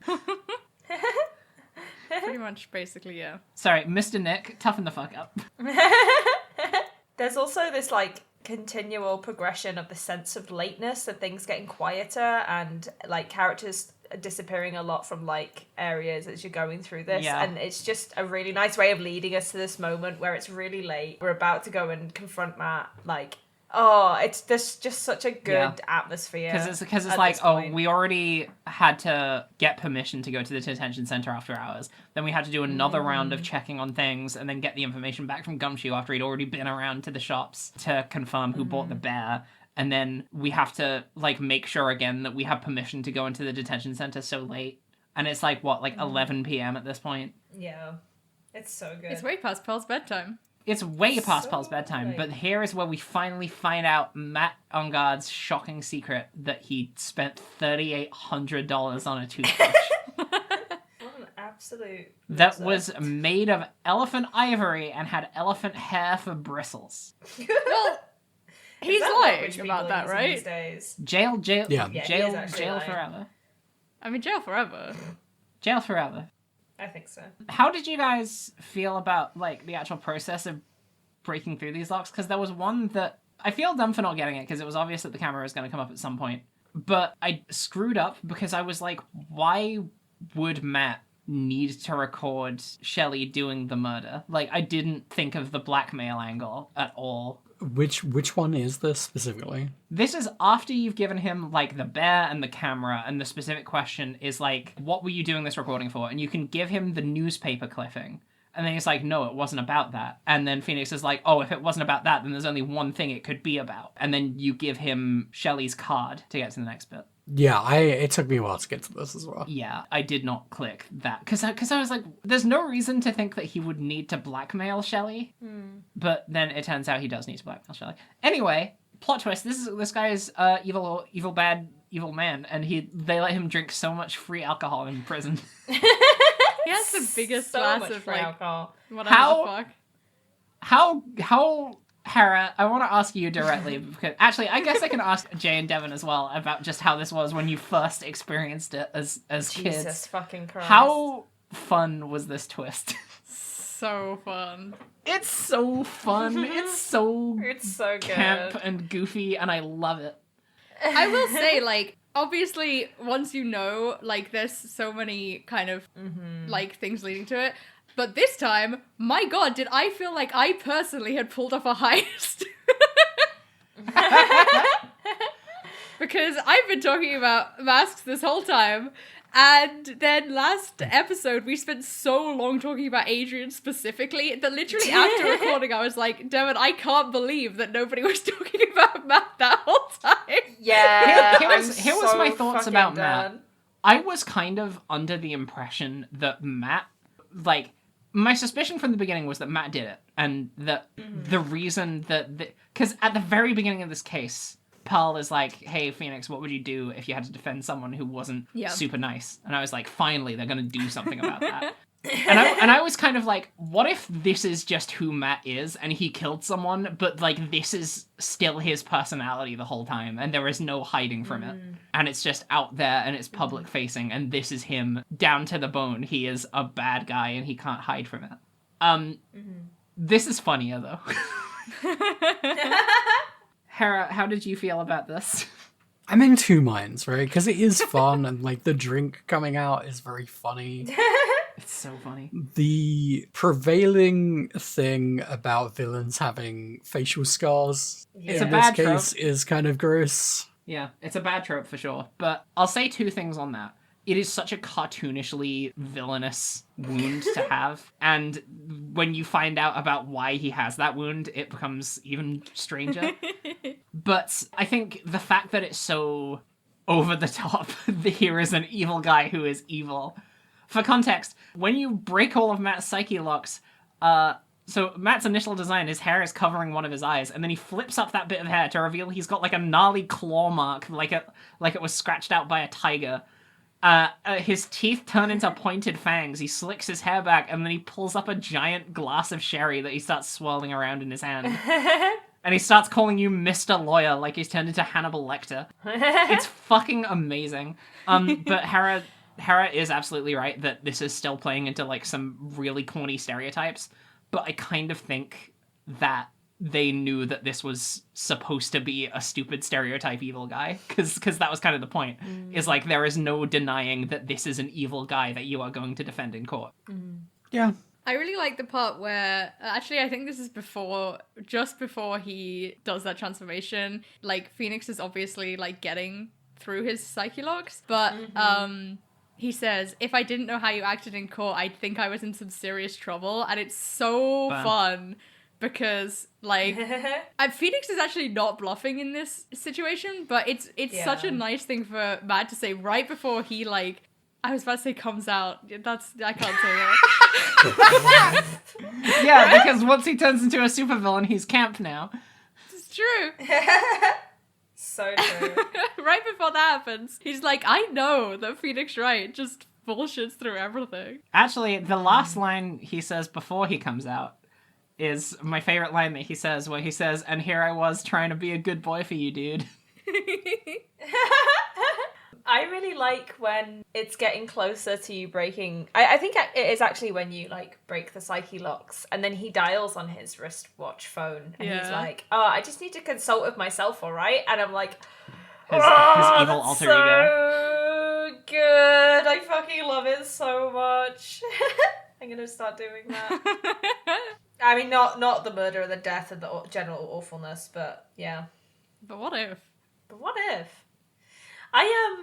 I just this second or so came up with, like, another stupid thing, but, like, obviously, like, big evil reveal, he's got scars and he's drinking his sherry or whatever, but I also think, like, there is a point to, like, once you stop trusting someone, how they can seem so very different once you see them for what they are. I think this is just a nice, like, I mean, it's not metaphorical. This is very much real. This is happening in the game. But, like, I don't know. I just fucking like that. Masks. Who knew? This game might be about masks, everyone. Someone was mentioning it one episode, I think. I love Evil Matt. I think he is really fun. I like his design a lot because it's just so stupid. It's the fangs and the slick back hair that really do it for me. Like, I love... Like, blame Bleach for making me, like, love this stereotype so much, but when a guy can just, like, pull his hair back and suddenly he looks like a supervillain, I'm so down for that shit.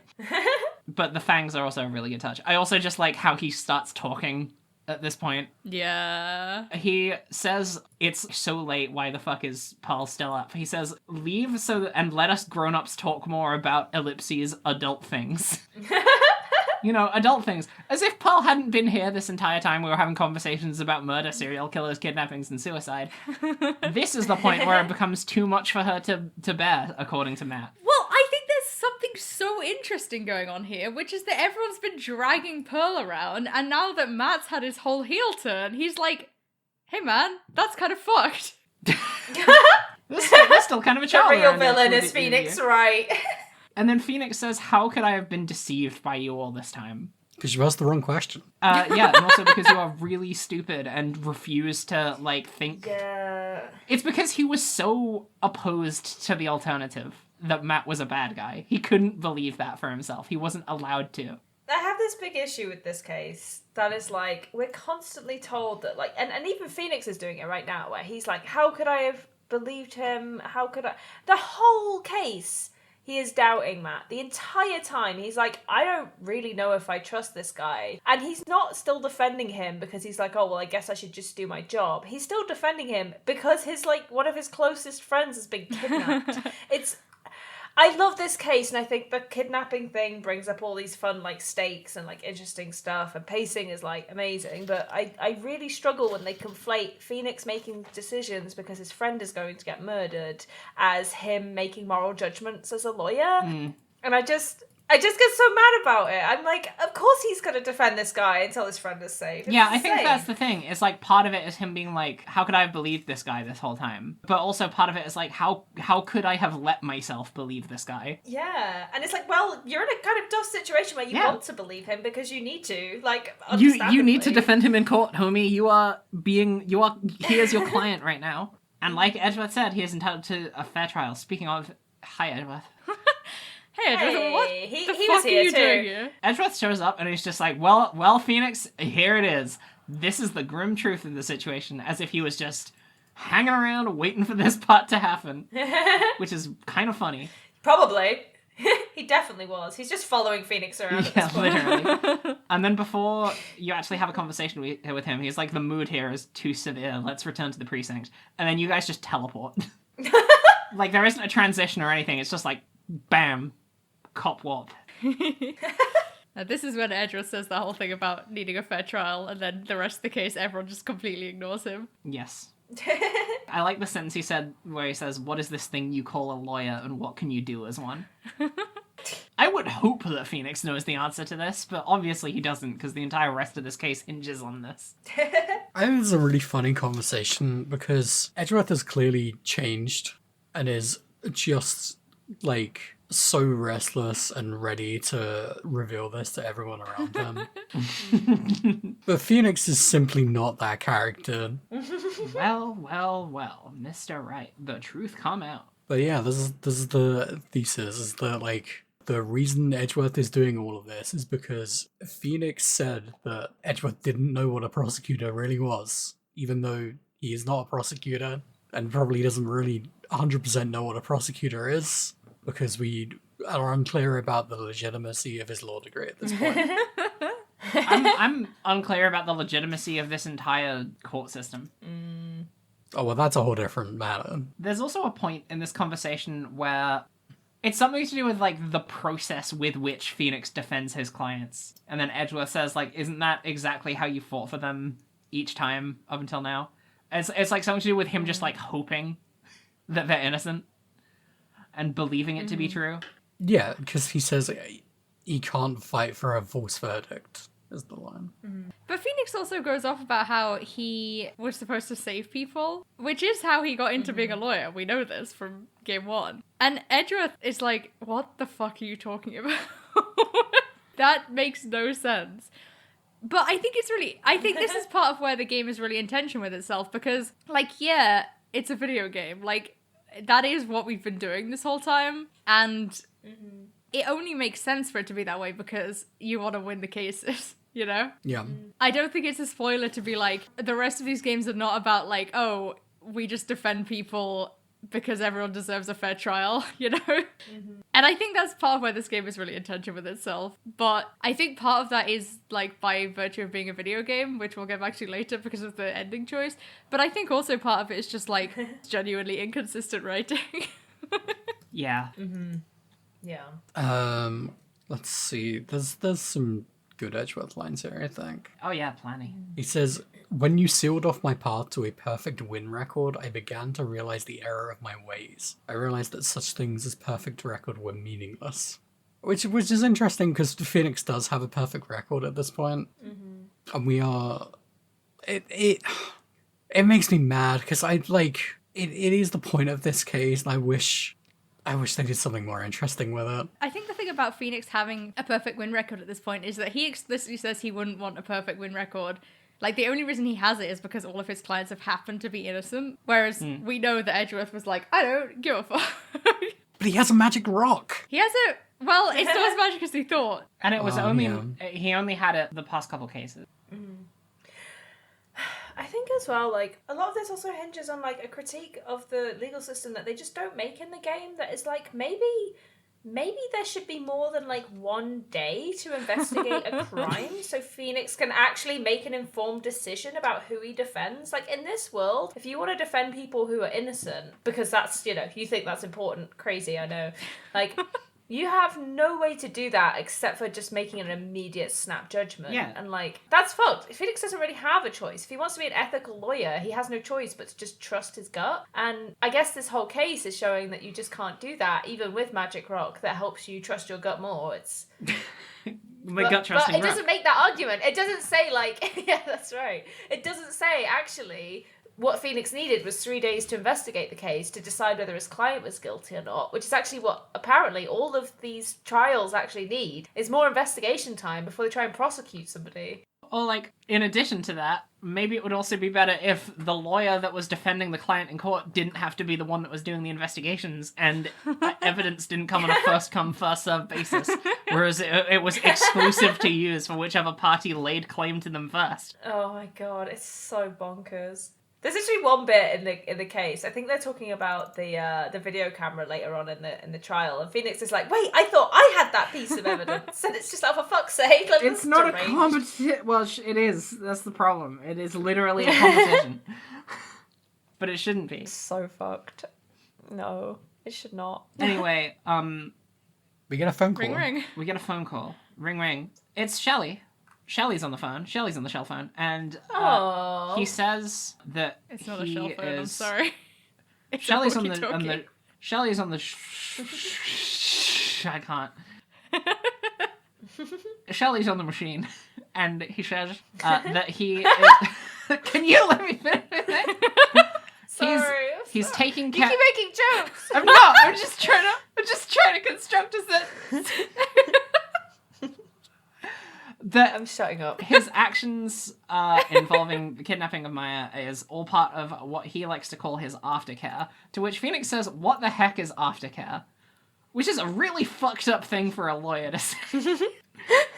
And then a shoe appears. Oh, I Yeah. can't believe Shu would betray us like this. Shoe isn't This is betraying. He's working with the killer. What a cat would fucking do. No, Shoe is betraying the killer. There's only one cat that would meow. No, this is Shu's declaration of intent. I'm going to kill Maya Fey. Shu is going to become the fourth assassin and to kill Oh, Orion. fuck.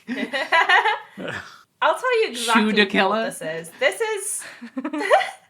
This is every time you're on a fucking work call and your cat is like, "I will ruin your fucking life." That is what that is right there. And let me tell you why I know this, because this happened in the case. And seconds later, when I was laughing, thinking, "God, that's such a cat thing to do," my cat, Hecate, decided to knock an entire plant off the windowsill. And I was like, point proven. You can never get The away with cats murder. are alive right now. Not once, not one time. But yeah, it's never happened like- yet. Always convicted. Obviously, this is where this is going to lead, but it's still so funny that Phoenix is like, wait a minute, that cat, there's only one guy who has a cat in this entire fucking city, apparently. Well, cats sound different, and we've had this one. You're hearing it through a radio transceiver. It's a really good quality radio transceiver. Top quality. I think it's really funny that we know, and also Edgeworth has known, and everyone has suspected that perhaps the killer and Matt are working together, and no one thought, sure, we should really just check that house for stuff. Like, why weren't the police there anyway? That's shit they love to do. They love to go to people's houses. What the fuck? Here's the thing. I'm mad at Phoenix for not snooping around Angard's mansion even more when he was there, but to be honest, it was Maya that would have pushed him to do that in the first place anyway. Yeah, it's so yeah, true. so true. But now we have an excuse. Yeah. So we go back to his place, and it looks mostly the same, but there's a little bear in the corner. A familiar little bear. Huh. It's the same bear that we saw as Maya, when we were as Maya, the weird little wooden bear. And that leads Phoenix to realize that Maya might be on the other side of that door, and then he finally is like, well, I'm good at breaking doors down. It's a shame I didn't think to do this last time I was here. And then you get into the TV room. There's some really funny examination comments in this room. Well, like, how many pearls would fit on a table? And how many pearls long is a sofa? They're just using pearl as a measuring stick. She's a new metric. What is going on with this computer? Is, like, the power switch actually hard to find, or is it just that the two people that have examined it are Phoenix Wright and Maya and Faye? I think it's the latter, to be honest. But it doesn't matter anyway, because there's no tape in it. Where's Emma when we need her? Gumshoe knows tech stuff, we know that now. Gumshoe's not on the force anymore, so So he's not allowed to turn on a computer. he's not here. No. Phoenix has a computer, right? I would imagine so. I think he has a website. Is there not one in the office? I don't think you see one in the office, actually. I think you see it in the second case of the first game where you've got that zoomed out view of the office, but you don't see it since. Possibly. Anyway, you also can examine the big TV, and Phoenix is like, oh, I could imagine Maya saying something about watching Steel Samurai on that, which is the exact thing that Maya did say when she did examine the TV, which I thought was kind of cute. Oh, that is cute. But Maya's not here. But she left something. Oh. Little message. A little picture. Oh. What is the message written on? A little picture. A picture of Celeste Impact. And it says, to love with... Fuck. Yeah. To love with fuck. With- Yeah, that's it. Incredible. With love. Celeste. Yeah. You and me, Jay, we figured it out together. And now it's time to unveil the greatest mystery of all. And what's that? It's a mystery. Oh, the Adrian lock. Yes. Well, hold on. On the back of the picture is a message from Maya that says, "You motherfucker, if you don't find Matt on guard guilty, I will kill you." You piece of shit. You don't get this guy the guilty verdict, I'm never gonna talk to you again, you piece of shit. She does talk like that. It's interesting. That's actually her voice. The thing you don't know about Maya Fey, because it would bump the age rating up of the game, is that she actually smokes 16 camels a day. Hell yeah. Anyway, I want to drink a lot of water now. Yeah, and we've gathered all the clues. We can go and break Adrian's psych log. Mr. Policeman, you've got all the clues. They should say that to you at the end of every investigation. Congratulations, Mr. Policeman. You found all the clues. You can solve my snowman riddle. Yeah. I don't actually remember what Adrian's lock is. It's about how Celeste was in a relationship with Matt. Yes. Yeah, it's all about how Matt, used Celeste and threw her away. And then Celeste's rebound was Juan. Whoa, plot twist. It was Shelley to kill her. It was John Doe all A along. plot twist. Her rebound boyfriend was Matt's butler, who was also a serial killer. This girl cannot catch a break. You know, I just remembered that this photo is there when Maya's in the room. Yeah. I thought you were going to say, I just remembered that John Doe and Shelley to Kill are the same person. You have nothing to back that up.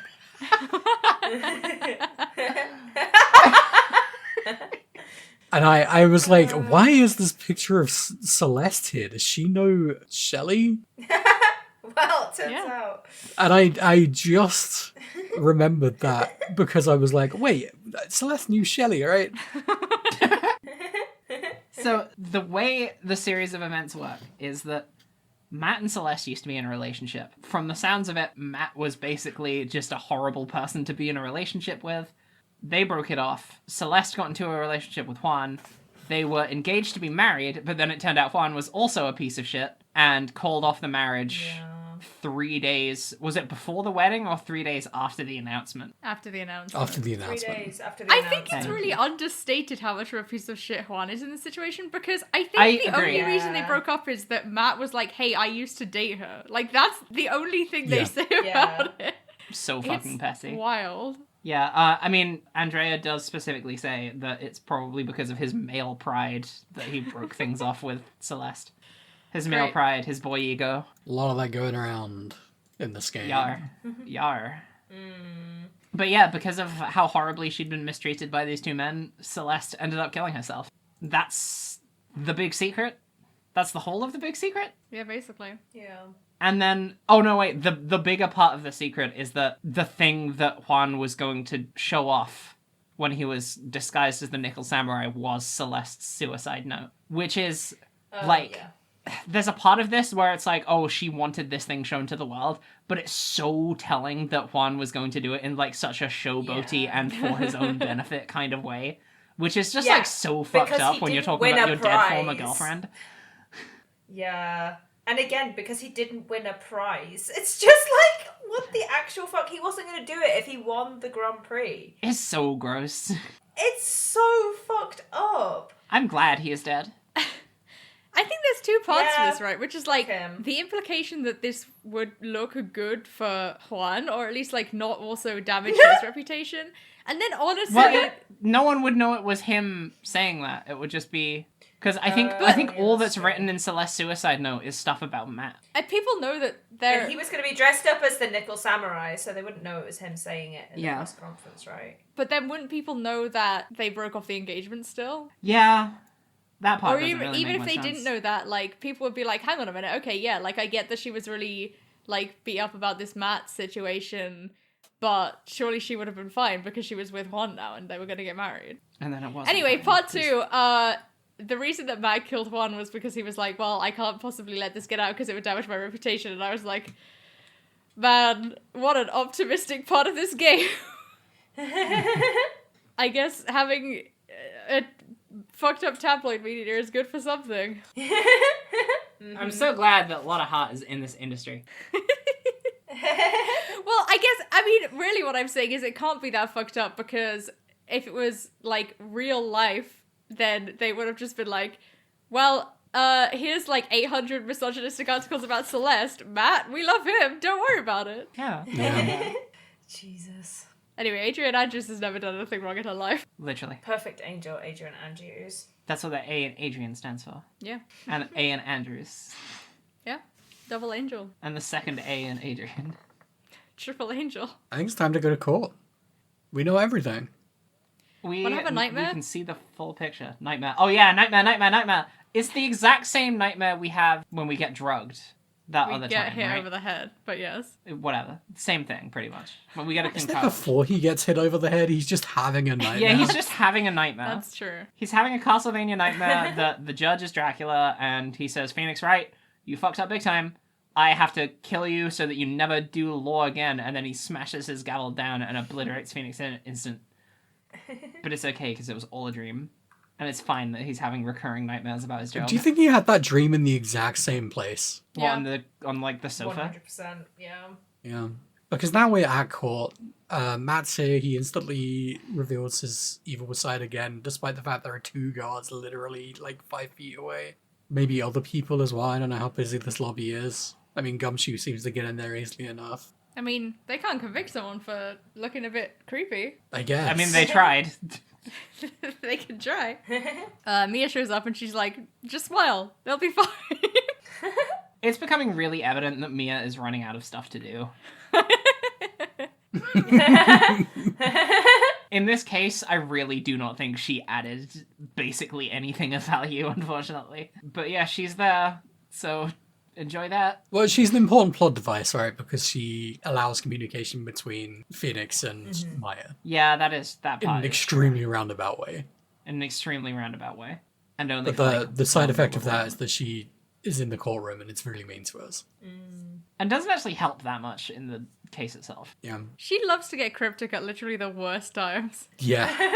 Will is here. We'll see. Yeah, because he's the We'll Wiltness. see ya. He is so Oh. pathetic. No, He he's is. fine. No, he is. I love him. We but gotta he get is- this guy on some therapy shit. We do have to get this guy on some therapy shit. Yeah, he do need some therapy. I know we're not in the trial yet, but I feel like I still need to bring up the sprite of him from behind the podium when you get the full view of the court. He looks like he's about to pee himself. He looks so nervous.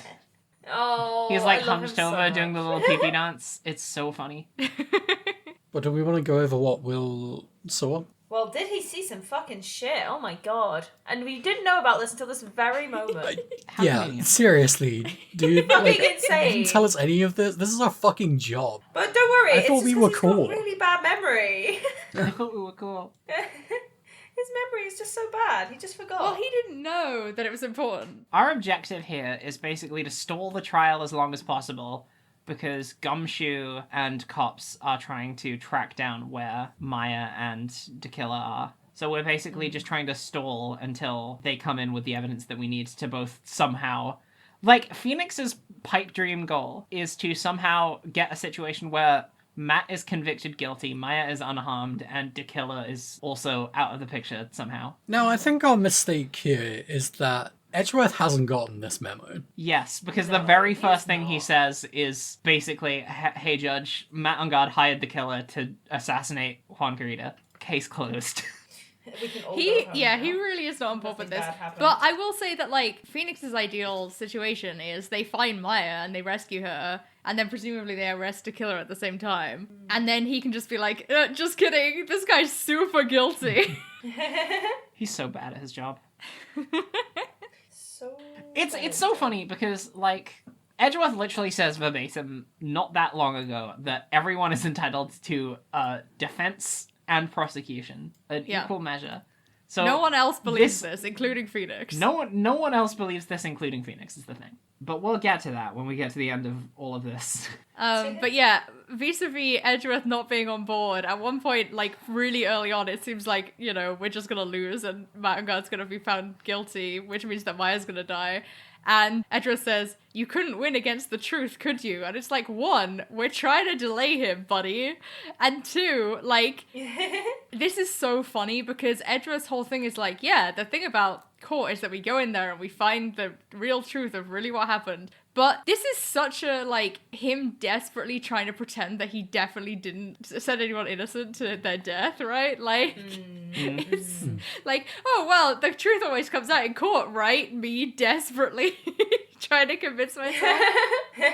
Well, this is like, it's a new thing for him. He only started doing that in the Will Powers case. Yeah, that's what I'm saying. Like, before that, Yeah. what he's saying is like, oh, well, the truth always comes out. But I don't think that's true. I think in previous cases that Miles Edgeworth has prosecuted, the truth has not come out. The truth always comes out now that Edgeworth is on his truth grind. His truth grind. He's truth maxing. He's truth build. Yeah, we learned from Matt that we learned from Will that he saw Matt give the killer a big pile of money, and in return he got a little bear. Aww. Well, that's nice. Pretty cool. Maybe he just bought that bear with that big pile of money. Yeah. True. That's super nice and good. I know we're also mad at Matt. He's just tipping away to Before that happens, there is a point where Edgeworth gets mad at Phoenix for saying, like, he says, if you're done behaving like school children, which I had to call him out for that because he did steal a teddy bear from me earlier today. We spent a lot of time arguing about whether or not Shelley DeKiller looks suspicious, which is funny in context of what we've been saying about how, like, they find everyone to look suspicious for nothing, but then, like... Yeah, I mean, like, Will Powers, of all people, has no right to call people suspicious based on their looks, considering the accusations that have been hurled against him. But it is... I also love Phoenix's defense to say, are you saying all baseballs look suspicious because they have stitches? And are you saying all footballs are suspicious because they're made of leather? Really, really funny. It works. I mean, he's right, is One the of my thing. favorite lines in the entire game. Phoenix Wright woke? Question They mark? get on this whole tangent about how it's, like, super suspicious that Will Powers saw DeKiller as a bellboy, and everyone was like, it's so suspicious that a bellboy was wandering around without holding anything, because they should always be, you know, serving shit.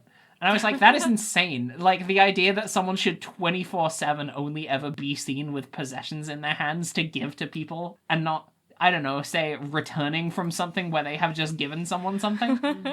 You can tell so quick when someone has never worked in hospitality. That's all I'm saying. I found a lot of this day in court to be very tenuous. I think that's the point, though, right?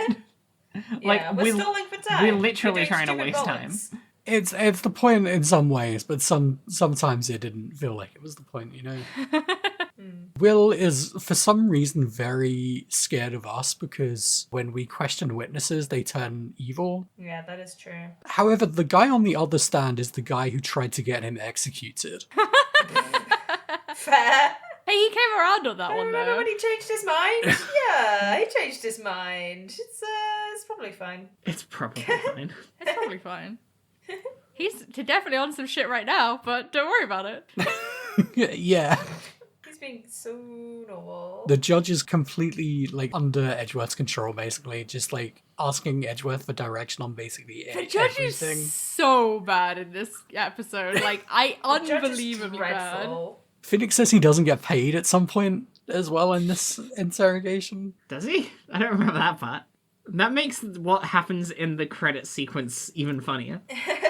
Yeah, it does. When they're talking about On Guard handing over the wad of money to the bellboy, you can raise an objection here, or wait and see. If you raise an objection, the objection is to say that this kind of tip is normal, by the way. Yeah, Okay. for people who are mega rich. Edgeworth saying, you saying that all superstars are super spenders? If I could receive large rolls of cash by simply bringing things on trays, then why on earth would I stand around here prosecuting?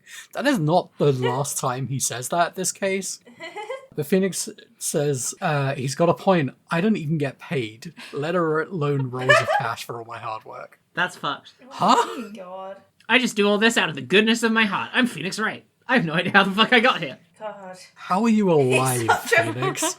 He's such a fucking martyr. Oh my god. And then we find out that Will also saw the killer coming out of the hotel room. Karita's hotel room. He saw everything. He saw everything. He saw everything. He saw everything. There's a bit here, I don't know if it's like something that everyone sees, but there's a point when you have to like stall and you get given 3 options. And one of them is like, oh, who did you see take the bear from the killer? Because he delivers it after the murder. And the thing that he saw was not the arm of someone, it was the arm of the Nickel Samurai.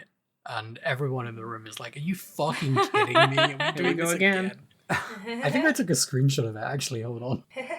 Yeah. Really, really good.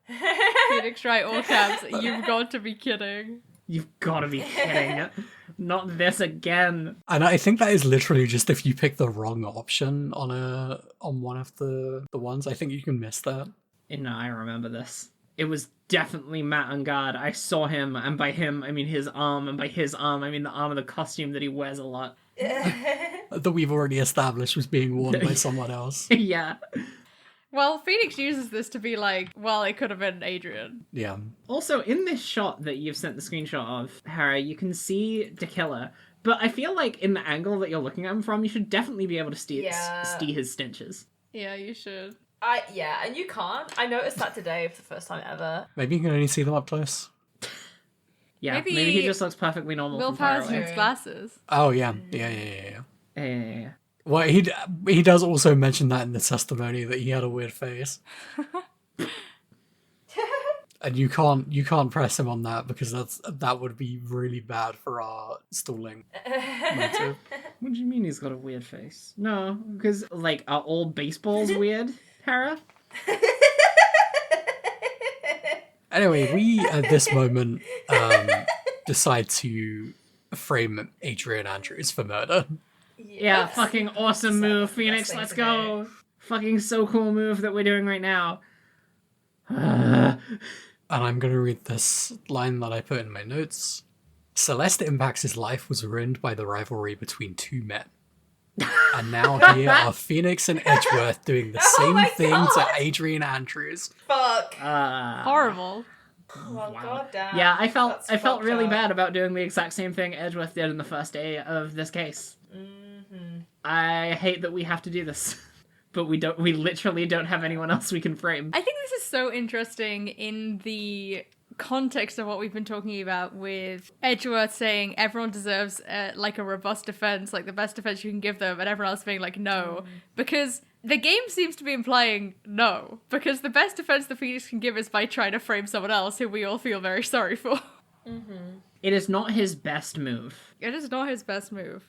No. Many people not making their best moves around Adrian Andrews, I'll say that much. Yeah. Yeah. She deserves the world. I'd love to hear more about this little bear, though. Well, great news. You know who knows about the little bear? Is Adrian Andrews. Hey, thank God she's here. And we're being so normal and kind to her. That's true. But after we decide to bring Adrian to the witness stand, we have a recess where we get another moment where we figure out what's going on with Maya. Because Mia disappears for a second. Right.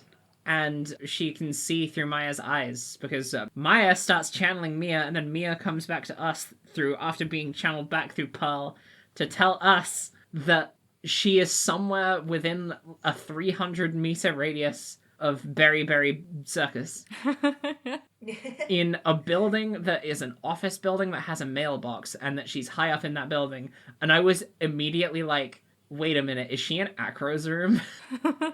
I totally have always low-key thought that as well. Because I was like, what other building is near Big Circus that has... I don't know why I, like, struggle to say that so much.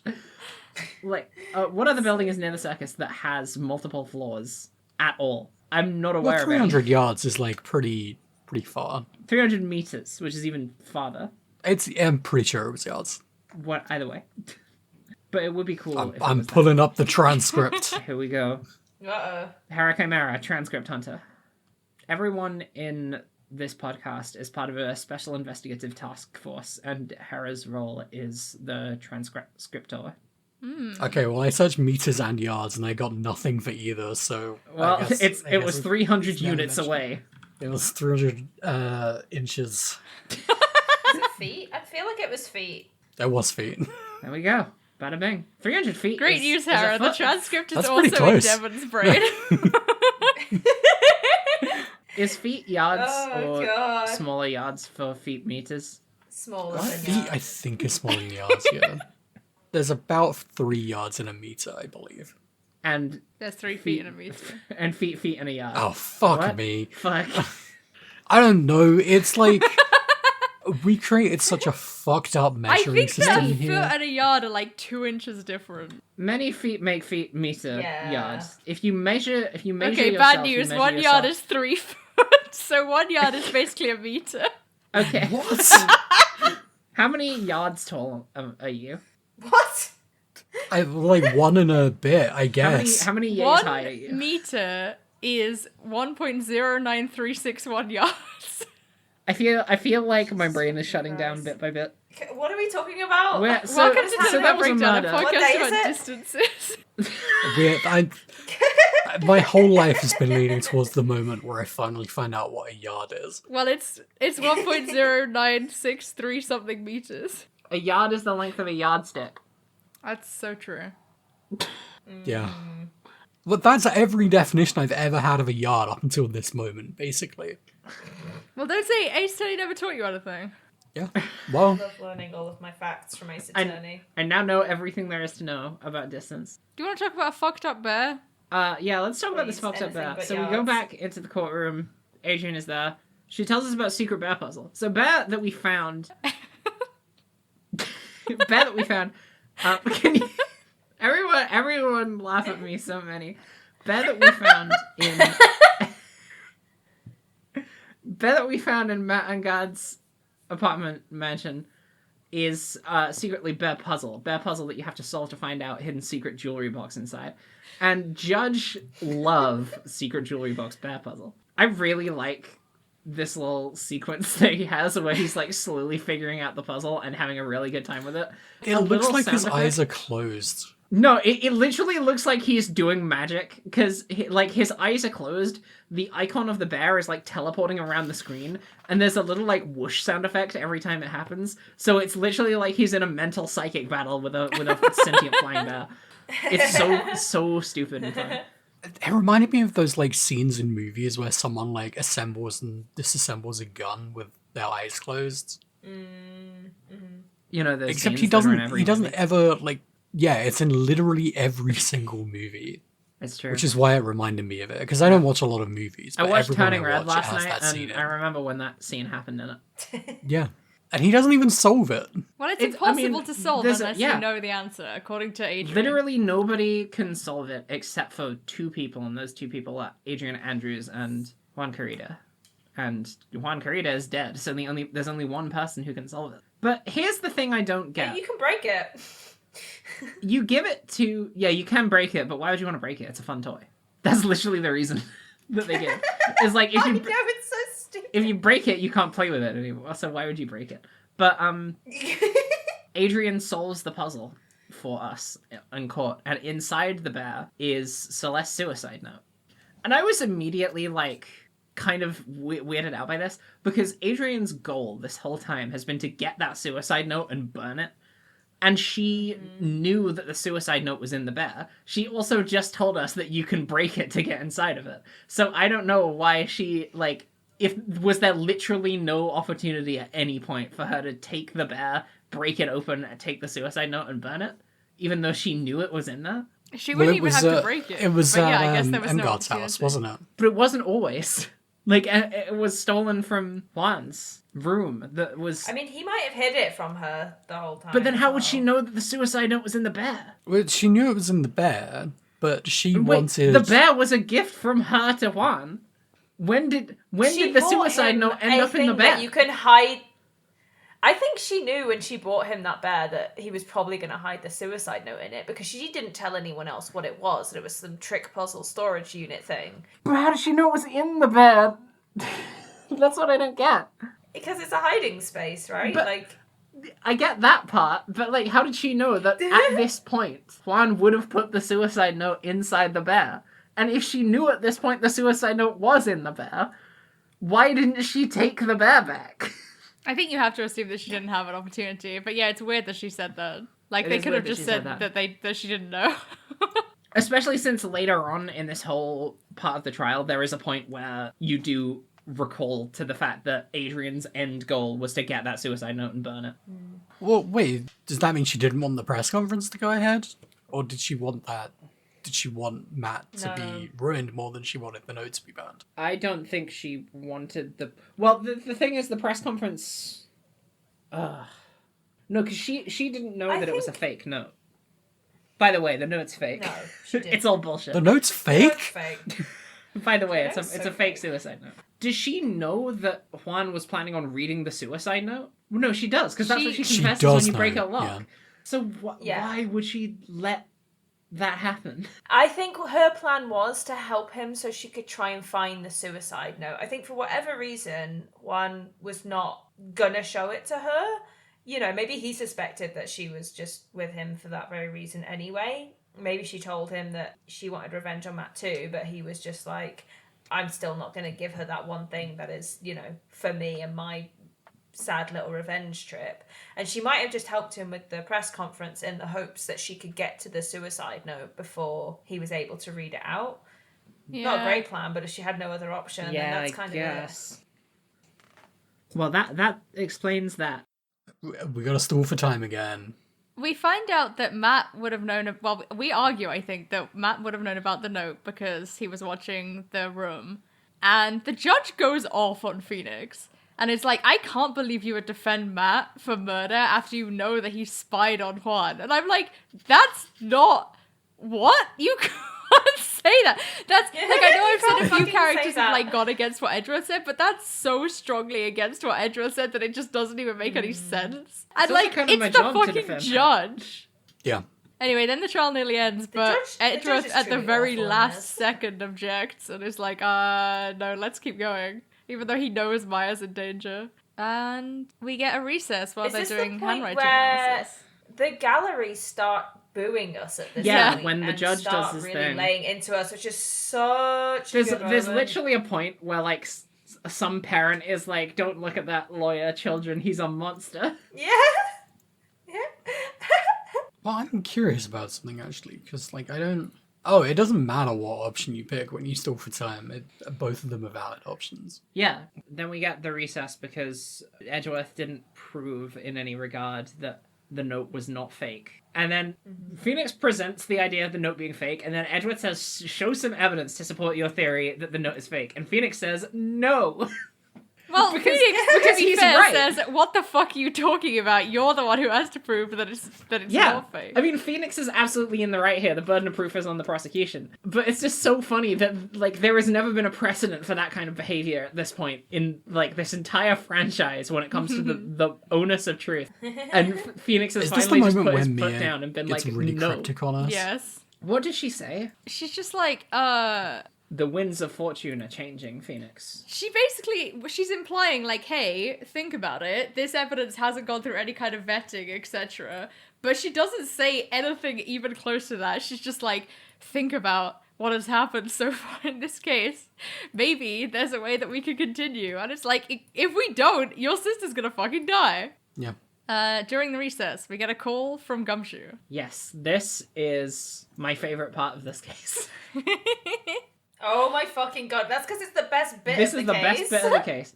Gumshoe gives us a call and is just like, hey man, I fucking got you. I am on my way over with 3 crucial pieces of evidence that I picked up. I didn't get the guy, but I found 3 important things that he left behind. I'm gonna get over there so fast. He says, I'm pulling out all the stops and I'm running all the red lights. And I literally said in my notes, seconds before he said that sentence, I was joke quoting him saying, I'm gonna get there as fast as I can, sir. I'm not a cop anymore, so I don't give a fuck about traffic laws and speed limits. And then he said that, and I was so happy. And then he immediately drove into a telephone pole. The funniest thing about this is that He says, I'm running every red light, and then there's a huge crashing sound, and everyone's like, oh my god, he must have crashed into a car on account of going through a red light. But it turns out it had nothing to do with that. He just drove off the road. He is too excited. He's having Don't- so much fun. Be on the phone while driving is the thing that you should do. Yeah. I mean, like, damn, if only there was some kind of way that we could find out where Gumshoe is. Yeah. If But that's only there was some impossible, kind right? of way. That's not been mentioned at any point in this game. I did completely forget about it. And I'm glad that it didn't matter that I forgot about it. Oh my fucking god. The biggest payoff in any game It's ever. so good. Yeah, it's so good when it comes back. Anyway, Edgeworth says some gay shit before we go back to trial. He says, well, Phoenix Wright says, it might be my turn to say that I choose death. And then Edgeworth says, it doesn't suit someone like you to cry useless tears. What did he mean by this? Probably nothing to read into there. Nah, definitely not. God, the fucking Ezra says some shit at the end of this game. Good grief. We'll get to it, but first We'll we've got to get go to back to trial. Well, Oh yeah, we got Edgeworth John here. leaves because he gets a call, which supposedly is that the handwriting lets us come back. But Supposedly. it actually turns out that they've gotten hold of the killer. Well, they did also get the results back from the handwriting They analysis. did also get that. I thought he also went to go get in touch with Francisco. He also says he's going to do that, but when he actually leaves, it's because someone comes up to him and says, "There's a phone call for you." Right, and yeah. he's like, "Oh, it must be the results." But it turns out, Oh he no, actually wants to he's kill been her. kidnapped. Basically, yeah. Well, no. Here's the thing: is that this whole trial, Edgeworth's been like, so like, oh yeah, I know exactly what's going on. I'm so ahead of the game. And then Tequila phones him and is like, hey, if you put me on the stand, I'll definitely say it was Matt, even though I've gone through all of this effort to like make sure that Matt doesn't get in trouble. And then so Edgeworth's like, cool, I believe you. And then he puts him on the stand, and Tequila's like, it was fucking Adrian, lol. Well, got him. Jokes.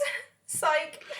Well, maybe he was flustered because he found out that the suicide note was fake. True. Yeah. There's a lot going on. Yeah, let's talk about the actual setup for this, first of all. So, it opens up with Edgeworth saying, watch out, Your Honor, this next witness is kind of weird, kind of strange, this one. Then puts the transceiver in the court stand, and oh my god, it's huge! It is really big. So great. Even from the reverse shot of the whole courtroom, it's like the size of your torso. It's a massive thing. The fact that Phoenix was carrying this around on him, I can only assume he was wearing it like a backpack. Anyway, the transceiver is the thing that is testifying, and the judge says, I can't allow this. This is improper practice for a court of law. To which I was like, sir, we cross-examined a parrot. You're gonna let us get away with Certainly this, true. thank you very much. And he does. And he does, thankfully. I shouldn't have laughed at this next bit, but it was really... It did make me laugh when the first thing that Dakilla does is put Maya on the phone, and the only thing she says is just, I'm so hungry. I love to. I feel bad for it, because she is literally being starved to death. Yeah, but it's also so Maya to just be I'm like so that anyway. hungry. Oh, I'm so hungry. I hate getting kidnapped because it makes me so hungry. So hungry. Everything Dakilla says is in green text, which confuses me because you usually only see green text when you're doing the cross-examination. Hera did point out to me that Trilo in Berry Berry Circus was also green text, but Trilo wasn't, thankfully, someone I had to spend that much time with.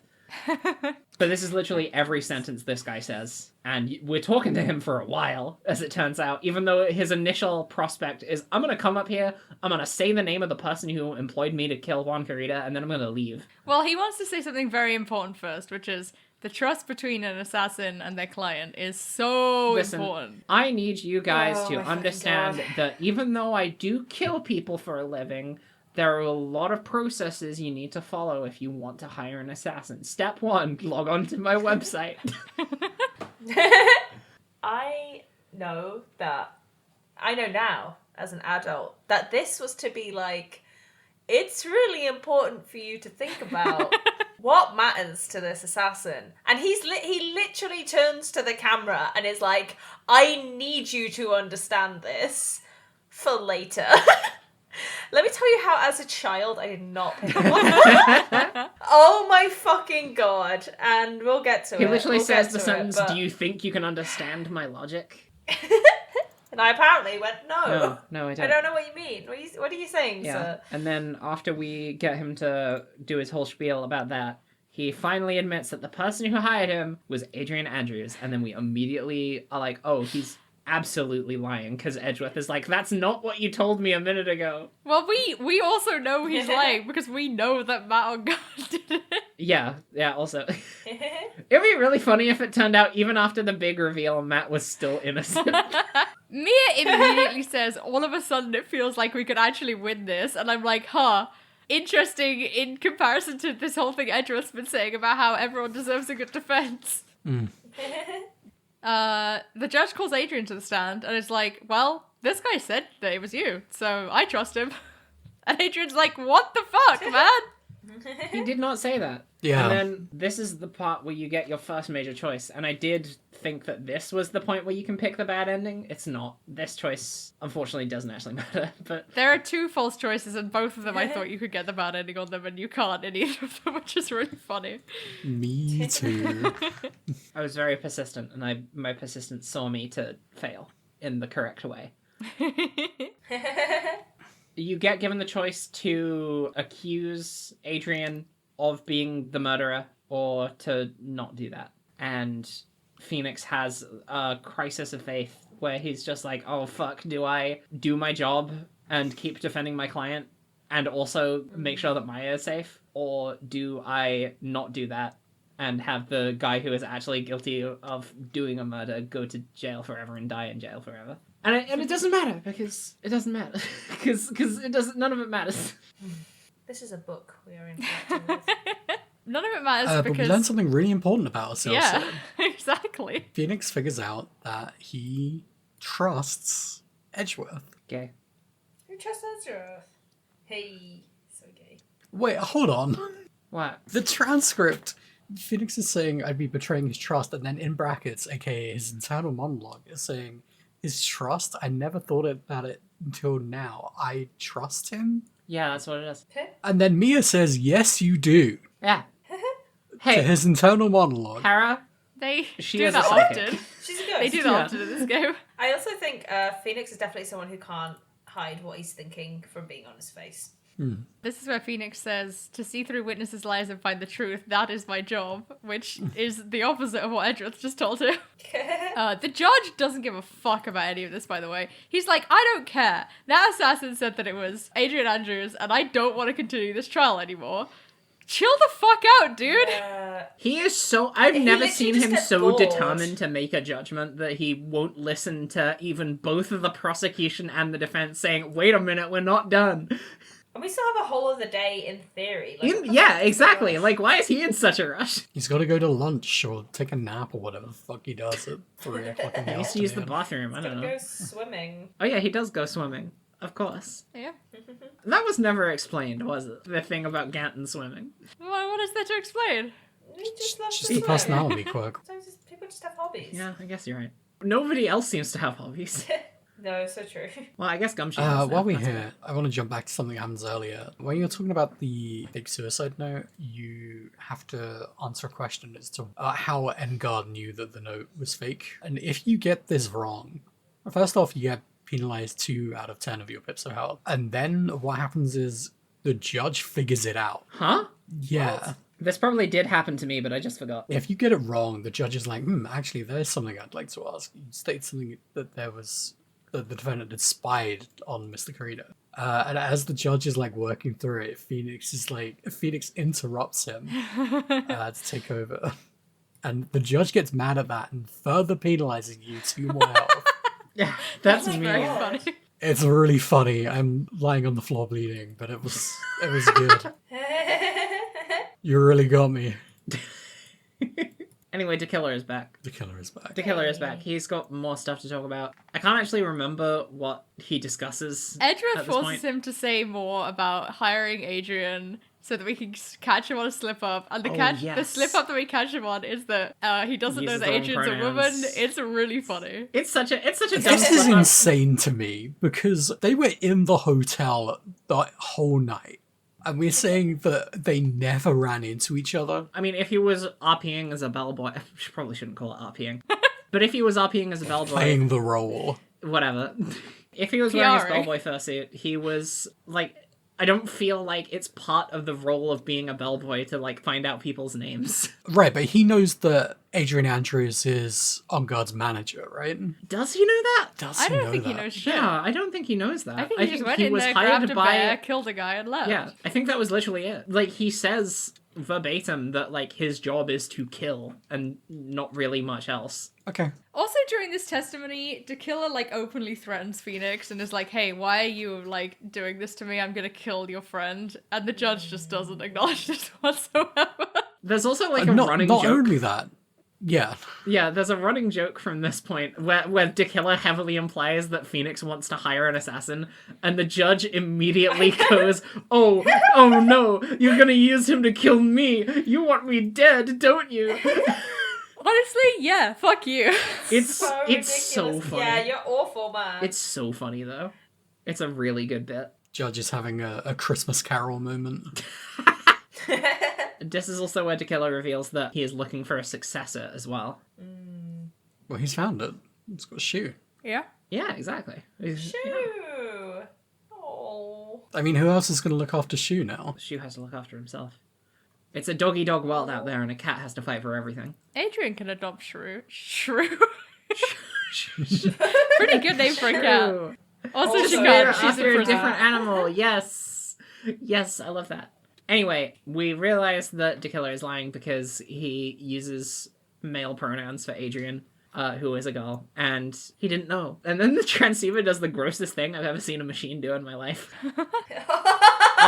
The animation, so every time you get someone on the back foot, they start sweating and they get nervous, and the transceiver starts excreting extremely large viscous beadlets of brownish oil at an alarming pace, and it's the most disgusting thing I've ever seen in my life. It's so gross. Yeah, let's talk about the makeup of this transceiver. What requires it to have any kind of lubricant in it at all? It's all gears.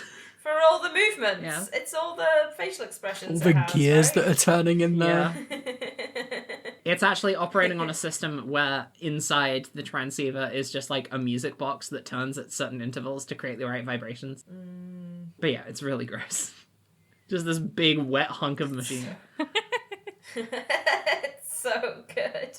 There's some other like gay dialogue that Phoenix says here about like Oh, yeah. trusting Edgeworth to always meet him head on and always being able to like put up his best fight or something. I don't remember. He says, exactly, so long as he's standing over there opposite me, no matter how strong a punch I throw, he'll counter it. And this, by the way, is how Oh my we're gonna God. solve law, I think. Yeah, we'll solve law by being rivals and punching each other. Oh, I'm so Homoerotically. I don't know if anyone here has heard Man to Man by Dorian Electra, but this is it. This is what the song is. Oh damn, maybe I should have made that my rating. Devin's doing a little extra rating. I haven't heard that song though, so I can't rate it that. Oh my god, it's great. The killer is like, hey, man, what the fuck are you doing? I'm gonna kill Maya for real. And so Phoenix is like, maybe I should just like back off and not do anything. And Edgeworth, like, Phoenix is like setting up for this moral dilemma because the player has to like be involved in it. But Edgeworth right away is just like, yeah, okay, I give up. Like, I'm just gonna admit that it was Adrian. And it's so interesting in comparison to everything else that he's been doing in this whole case. And I think it probably is just inconsistent writing, but it's kind of sweet also. He's out. He's backed off completely. Yeah, to set up for us having to choose what we will do. Yeah. How do you feel about this? Yeah. I felt great about this choice because I felt like it was gonna mean something. Well, that was your It first mistake. means something in terms of the dialogue that comes after this, which is, you know, all that a visual novel is about when you think about it. It's true. It's true. Like, Is it? What there's a whole conversation you have with Mia after the trial where she talks about what you chose and what that means about you, and there's also stuff about how your record is now no longer perfect if you pick guilty and stuff like It doesn't that. matter what you pick. It doesn't matter what you pick. I picked We're not always guilty. talking about the second choice, not this one, I think. Oh, am I? Yeah. I think they're both the same. This is the second one, I'm pretty sure. Yeah, isn't it? No. What Mia reacts to is at the end when you get to pick whether you say on guard is guilty or not guilty, and that doesn't matter because then he just like says I'm guilty, put me in prison so that I don't get killed by the killer. But this one is, do we continue the trial and piss off the killer, or do we give up basically? And this one is a fake choice in that like whatever you say, a thing happened. A fucking thing A happened. great Yeah. thing happens. I thought this was what Mio was referring to after the case. Because she's like, oh, your choice, you know what you chose, and that affects you as a person. It was your little personality test, and what the answer was doesn't. That's, you know it. I guess. I mean, I guess it could be either and both at the same time. Yeah. Yeah, you're right. I remember I remember playing this for the first time. Like, I have such a strong sense memory of it. Like, I know where I was. And, like, really agonizing over it. Like, not thinking Yeah, this sounds is going to right. lead to the same place because I was a child who didn't know how video games work. It can hit, is what I'm saying. It was easy for me because I've been save scumming because I was gunning for the bad ending, so I just picked the one that I thought was the bad one. Which one? I don't even remember because it doesn't fucking matter. Well, Oh my I was doing God. the exact same thing, and I picked not guilty. And then what happened, Harry? I got who got whipped? The judge? I hope it was the judge. I hope it was the judge. I think it was the judge. Yeah, me too. And who do we know who has a whip? That's right, it's Simon What Belmont. comes to mind? The crossover you've all been waiting for is finally here, bitch. It's Dracula's in the courthouse now. What is a lawyer? A miserable little pot of secrets. Francisca's here. But enough talk. Cross-examine you. Francisca's here with the fucking music. Francisca's and here. A fucking really artwork. good shot of her bursting the doors open and announcing her presence with Absolutely such fucking powerful authority. And how did she manage to get the evidence from Gumshoe so quickly? Of course, it was the Von Karma alarm. We love them on camera. I did forget about it, so this revelation was awesome. I thought it was a lot of fun. Oh. And the three key pieces of evidence she presents are the gun that shot her, which I think she just kind of kept as a souvenir because she kept the bullet as a souvenir too. I can't remember what the second one was, but I remember what the third one was. Well, hold on. Do we know Was the that? bellboy's uniform? Do we know that it's the same gun, or was it just a gun? We can't I like prove the it assumption. definitively, but Von Karma is like, literally, I've got the bullet, so we can check pretty soon. It's just we can't check right now, because I just got it. Oh, I didn't ask about it because I was like, this is not relevant. Yeah. No, I asked about all of them because it doesn't matter. like asking about them doesn't actually affect anything. I thought I was going to get in trouble. I've been punished too much for my curiosity in the past. Oh no. What was the second item? A bellboy's uniform. It was the bellboy's uniform. Oh, I thought the That's- bellboy uniform no, was it the was the third tape. item. yeah. Yeah, it was- Well, yes, you're right. I assumed Oh, that Roman sorry. was the tape. Yeah. You were alluding to the tape, Yeah. so I was like, yeah. It's yeah, weird that the tape was the one I missing one. forgot because it's the one that matters the most. You get Well, the bellboy it's late. uniform, you get the tape. The tape of the murder happening, and well, you can't prove it's the tape of the murder happening, but it's pretty certain that that's what it's gonna be. And then Tequila's bellboy uniform with one of the buttons missing. And I kind of like this part of it because it's like there are three key objects. Each of these objects has something suspicious about them. One is a gun. Guns are primarily used for murder. However, we can rule the gun out because Juan Carrito wasn't shot. Then there's the bellboy's uniform. The bellboy's uniform is missing a button. We know that the button being missing doesn't really matter because the button that was missing was the button on Juan Carrito's Jammin' Ninja uniform that was found on the Nickel Samurai uniform. So the bellboy uniform doesn't really matter. And then all that's left is the tape. And we know that the tape has a full-on recording of the murder. And we also know from the entire conversation that Shelley had with us at the start of their witness testimony that they really, really care about trust and want to ensure that their relationship with their client is just so good and nice. You can give me 5 stars on killforyou.net. That's a great assassin date. However, I'm not trying to solve this case right now. I've got a bad place to be first. So what you have to do now is the judge is telling you, I'm giving you one shot, Phoenix. I'm tired. I need to take a nap. I'm giving you one shot to He prove... doesn't even say that. He says, I will not look at any more evidence. Fuck you. Yeah, he But does I he guess does say you that. can show one other person some You can evidence. show something to someone else. Like, I don't give a shit anymore. But also, like, at this point, the judge is like, I don't know who is guilty or not, so basically you just sort this out yourself, and I'm just going to sit here Exactly. and I'll just say whoever. Yeah, so what you have to do is you have to pick who you want to show evidence to, and you have to pick what the evidence is. And the evidence I picked for my final act was my lawyer's badge. And the person I was showing that evidence to was, in fact, my lawyer's badge. And this is how I got the bad ending, because the judge is just like, I don't even know what the fuck you're talking about anymore, Phoenix. This is over. That is almost verbatim what he says, and then it just cuts to a sad shot of Phoenix walking away in a trench coat, where he's like, I never saw Maya again after that. Matt on guard was...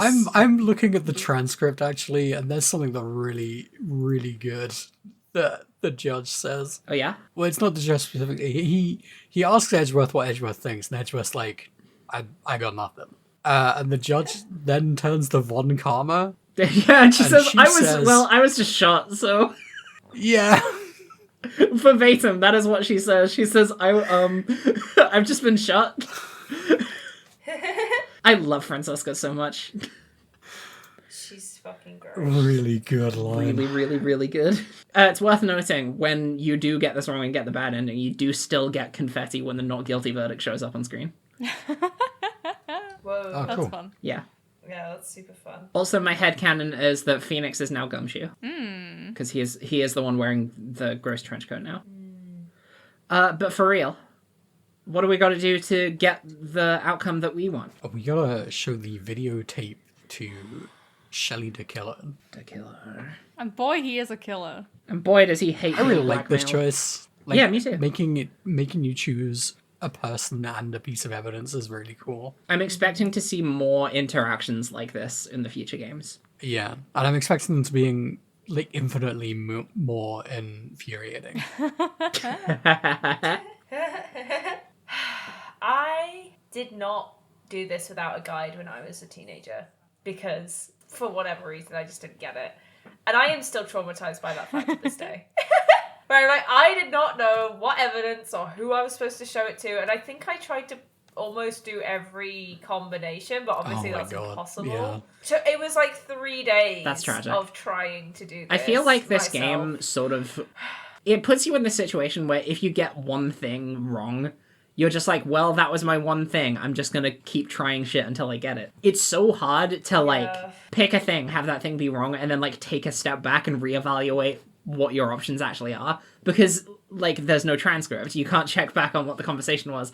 And your focus was on, like, okay, Yeah. here is my reasoning for this response. And if that's wrong, then I need to think about what else there is. But I've already forgotten what the conversation was and what it was about, so I'm just going to click random shit until I get it. Yeah, and the fact that Matt was blackmailing was such, like, it was such a small bit in a much longer conversation that it's like, I just did not store that in my brain. And that it does happen often where, like, you'll miss, like, one short piece of dialogue and then, like, who fucking knows? Yeah.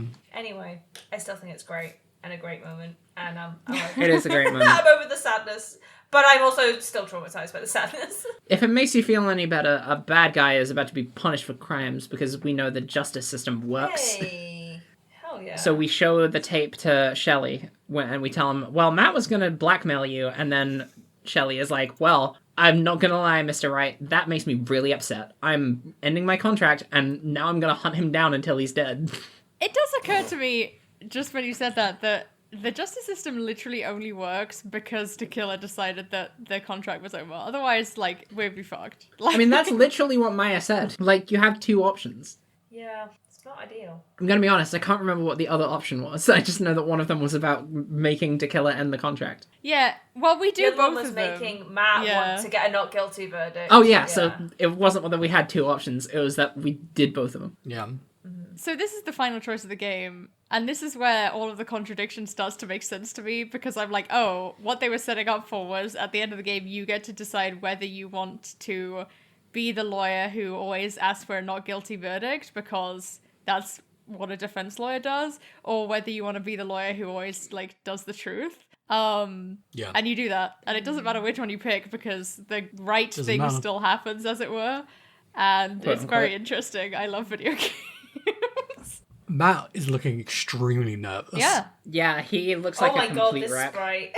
Head in his hands, sweating profusely, eyes darting left to right. So good. He's gone from James Bond villain to, like, D-tier Yakuza street thug.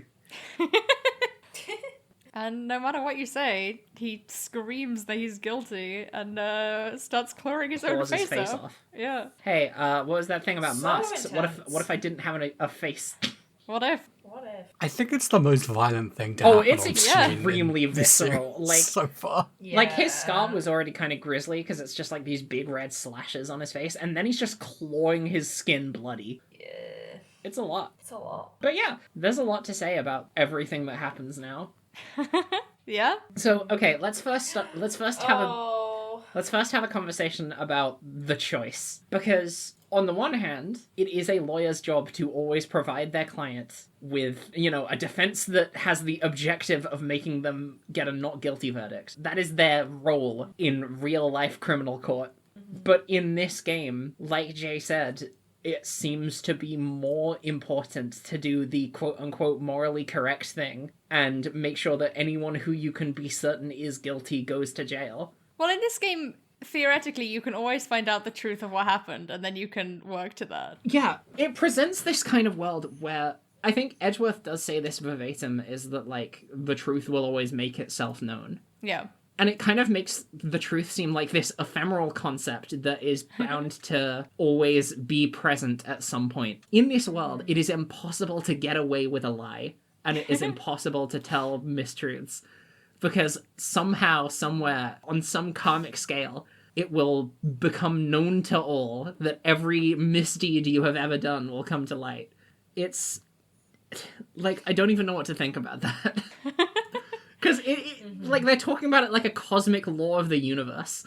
They talk about many things like that, is the thing. Just... Yeah, and, like, I get that it can be that because it's a video game, but, like, I don't know how to consolidate that with the rest of this, whole process of much more grounded, just doing lawyer shit. Much to think about. Much to think about. This would be a much better theme to explore if it was, let's say, journalism. Wherein you are trying to reveal the truth, unlike a lawyer that's not really the point. But there's only like half of what you do in this game. You do a lot of investigation work, which is also not... not something a lawyer should need to do. Yeah, exactly. And when investigating, you are supposed to find the truth. Right, that's the thing. This is a game about finding the truth because it's a visual novel / puzzle game. And, I mean, this is what Rose said, basically, is that pushes up against the story that it's telling where there is, like, a lot of questions raised about the law that then kind of get pushed aside because it's like, oh, but what if we just find out the truth? Yeah, because it's almost like, if the truth is going to make itself known in the way that Edgeworth talks about it, then what even is the point of the whole legal process if it's just, like, a natural force that comes about? Well, I think there's the implication that it only comes about via the power of two gay men arguing with each other. Yeah. Just like in real life. Just like in real life. It's like, Edgeworth, you can just ask Phoenix on a date. You don't have to change the entire legal system. It only comes about if the people involved in the process put aside their, like, pride. Which is sort of a big thing with, the masks that people are wearing in this whole game. Also very true. Themes. It's got him. Themes. So many themes. Should we talk about Adrian? Please. Can we please? Okay. Adrian comes back for a last hurrah where she is so happy that Matt has gone to jail or is being chased by the killer or whatever, and is so glad that also Celeste's suicide note that was read aloud by the judge earlier in this case was a fake. So whatever her dark secret was hasn't been revealed. And then she says something that I really didn't like, where she says, thanks to Phoenix and Edgeworth, they've rescued her, and now she can live free and happy. And this felt like such a... I don't even want to say cop-out, because it doesn't feel like it was an excuse for something. It feels like this was done with the intent of this being how Adrian was supposed to go as a character. Because we've been saying this since the first part, is that Adrian is a character that is not written super great. So the notion that this person who has trauma and has clearly been working through some extremely heavy stuff could only start living again thanks to the help of 2 other men, when everything bad that has happened in her life has been the result of powerful men abusing her and her friends, is just, like, so... Like, the lack of self-awareness in that kind of writing just feels like they just didn't care enough about Adrian to write her a proper closing narrative. I completely agree with you, but I can see, like, again, this is not what they were doing, so you have to take it out of, like, it's, like, your critique is completely correct, but if you take it outside of it, I can just see Adrian waking up in 2 years and being like, why the fuck did I say that? That's not true at all. Those guys Yeah, suck. that's so relatable. Yeah. Fuck me. Edgeworth did something really horrible to her by exposing the fact that she tried to kill herself. Phoenix during her tried first to put her in testimony. jail. Phoenix tried to get her arrested for murder, which would have let her be killed. Yeah. Both of these people... Jesus. It's like, they're trying to imply that Adrian somehow knew that this was their end goal the whole time, and Yeah. is, like, trying to forgive them for the bad things that they did. Which is stupid. Like, that's dumb. That doesn't make any sense. And just, like, the notion that it had to be them that helped her rather than her being able to help herself. Because I feel like the thing that makes most sense for me at the ending of this case would just be Adrian, like, breathing a big sigh of relief, being so glad that this is over, being so glad that these men who have, like, systematically ruined her life and caused her to have these major problems are now, like, removed, literally, from the whole system, that she can finally start living again. And she doesn't need to thank people for that, because it is the obligation of the justice system to try and put criminals in jail. Like, she did what she needed to do to survive, and it's fucked up that the consequence of that was having her darkest secrets exposed to her and almost being thrown in jail for murder. Yeah. Yeah. But hey, she's smiling now, because Phoenix and Edgeworth saved the day. Yippee! Adrian says yippee and hooray. Thank you, Miles, Edgeworth, and Phoenix Wright, for saving me, poor helpless young woman who could never do anything on her own because of my codependency issues. If it weren't for you two boys, you two beautiful boys, I would probably, this time I'm really gonna do it. Oh, Oh, no. fucking hell. Bro, no. Oh, Jesus. Yeah, Yeah? I don't know why Adrian says this. I don't know why Adrian says this. I know why I'd Adrian be says really this. fucking angry. Because they don't know how to fucking write her. They really don't. Yeah. They really And because- don't. Or maybe any Yeah. women. They want to look Yeah. at the player and be like, see, didn't you do such a good job? Smile. Wow, well done. There are no bad things that happen from you having to defend a bad person in court. Remember that moral dilemma that you were going to experience, Phoenix? There is nothing bad will ever happen to you, Phoenix, right? As long as you keep doing good at law. Okay, are we ready to move on? Yeah. Time to have a I conversation. feel outside like court. there's more to say, but I can't. No. The judge says something really, really great here. Yeah? He says, okay, there are a few things I'm still confused about, but everyone seems to be in good spirits, and that is good enough for me. It's the So- fact that That is all this court is 5 minutes adjourned. before he was like, no, Everyone's so it happy. was fucking Adrian. I'm not letting you show me any more evidence. And then after all that happens, he's like, I don't really understand what just happened, but okay. Smile. It's so dumb. And there So are like so many insane. points throughout this entire day of court where Phoenix is like, I'm so confused. I don't know what the fuck I'm doing. Like, am I supposed to be defending Adrian or accusing Adrian or defending Matt? It's a shit show. But everyone's happy and has a smile on their face, and now it's over. Such an insane ending. What the fuck? The judge is a sick old man. Like, he just really is. Then we leave and go back to the lobby. Mia says like one sentence and then turns back into Pearl. And I'm like, wow, thanks for all your help in... Mia's one sentence is like, your choice is gonna rest on your soul for the rest of Yeah. your life, so Yeah. I hope you made the right one for your sake. Even though it didn't matter even a little bit. For the record, I picked that Matt Ungard was guilty because I thought the whole recurring conversation about Francesca and Edgeworth's perfect records was like, yeah, you know what? It is... I think Phoenix needs to be fallible. I would have picked that. However, I still thought there was a bad ending that I was still on track for and had not missed. So I picked not guilty. Gotta use multiple save slots, champ. That's too much effort. It's literally the same amount of effort. It's just clicking the second thing instead of the But first she would have thing. had to go back through all of it and figure out how to get the achievement still. But yeah, Mia says that stuff, and then you talk to Francesca, who you are like, hey, thanks for helping out in that. You literally saved my ass. And then Francesca is like, Phoenix, right, you piece of shit. You've lost your perfect record, and it's over for you now. And I don't know, Fran, it feels so good to not have to worry about being perfect all the time. I don't think that Phoenix had even considered the fact that he just lost his perfect record. Yeah, like, even a literally. little bit. Yeah, that was not on his radar in any way, shape, or form. Edgewater. Yeah, there's another conversation between Phoenix and Edgeworth Hey, that's somebody. a little No, fruity. wait. He's talking to Francisco. Yeah, but he also says some stuff about Phoenix to Francesca. Oh, okay. I just don't remember what that stuff was because I didn't put it in my notes. I don't think any of us did. We were all just like, yeah, it's gay. Hera, yeah, literally. I'm reading it. It's not that good. Oh, okay. Anyway, Francesca gets really mad and runs away. Because... Wait, hold on. Wait, no, it's getting good. Oh, okay. It's like, I'm a slow reader.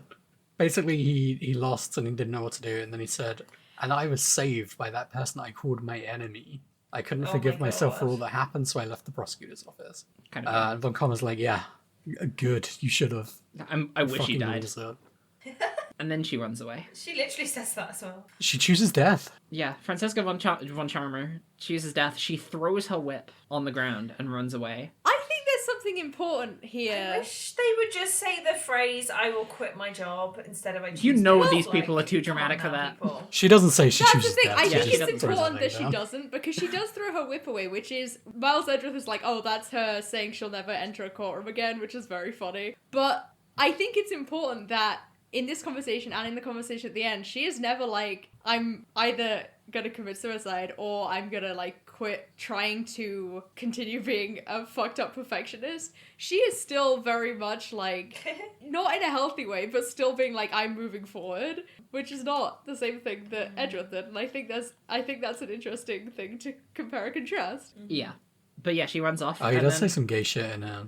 Yeah? Talking about how he started trusting in Phoenix. He said, no matter how desperate the situation, instead of giving up like most people, that man would hold strong with his undying faith. And then, before I knew it, I began to trust in that man as well. And then before I knew it, I fell in love with him. See, I told you And it that's was, that. it was good. Aw. Francesca runs away, and then somebody else show up. Oh, wait. What Francisca says is, you are no longer worthy. You are no longer worthy of being a Von Karma, and neither am I. It's over. It's all over. She's having a That moment. sounds a little bit like she's choosing death. Yeah, it's not great. I don't think Their that's true. expectations Concerning, are pretty... I think they've got some parental issues that they need to work through. Perhaps. Yeah. Perhaps. Anyway, Maya's back. Yay! Yay! She's This is safe the and first time in my sound. life I've realized that Maya shows up, sees Edgeworth, who she thought was dead, and is just like, oh, hi, Edgeworth. Yeah. Well, she heard him on the transceiver, right? Must have done. Yeah. maybe. Yeah. I'm not sure he ever talked to Von Karma, to the killer. Plot twist. No, he did. I mean, she was awake when he was in the courtroom, right? Yeah, I guess she must have been, actually. Also, I think Maya and Phoenix were there when Phoenix was like, oh yeah, Edgeworth is gone. And then Fran was like, no, he just quit his job. And Maya Well, was like, what the Francisca fuck's says, going I on?" don't believe that, but it seems like she's kind of just in denial at the same time, you know? Yeah. Yeah, but then also I feel like Maya might be like, oh yeah, Phoenix is the one who's overreacting. overdramatic It's and very ridiculous. possible. Yeah. I Yeah. feel like Maya would most likely draw that conclusion, yeah. But anyway, you get a super adorable render of Phoenix, Maya, and Pearl doing a big hug. Oh, it's so lovely. It's extremely cute. And then Edgeworth says he's also really happy to see that Maya as well. And then Maya's like, wow, Edgeworth, you're like nice now. That's crazy. So niceys with it. And then because of that niceties, Maya invites him to come to dinner with us. And he Oh. does. Yeah, I find it weird dinner? that Maya's choice of dinner is going to the place where she got kidnapped and a guy died. But They There's a lot of do food really good there. crap Yeah, Rangoon. yeah, Maybe she wants to yeah, read it eat a fine. lot of food alert go off. But I also think we're running out of places to eat where a guy hasn't died. Oh, so true. I used to go to that hot dog stand by the lake, but I can't even go there anymore. But yeah, everyone is here. Will is here. Gumshoe shows up. including Gumshoe's here, and he has a Gumshoe's new here. sprite. He has a new new character sprite. art where he has bandages all up in his shit. He's not wearing his trench coat. And he's like, hey guys, just so you know, immediately after I got on the phone, I crashed into a telephone pole.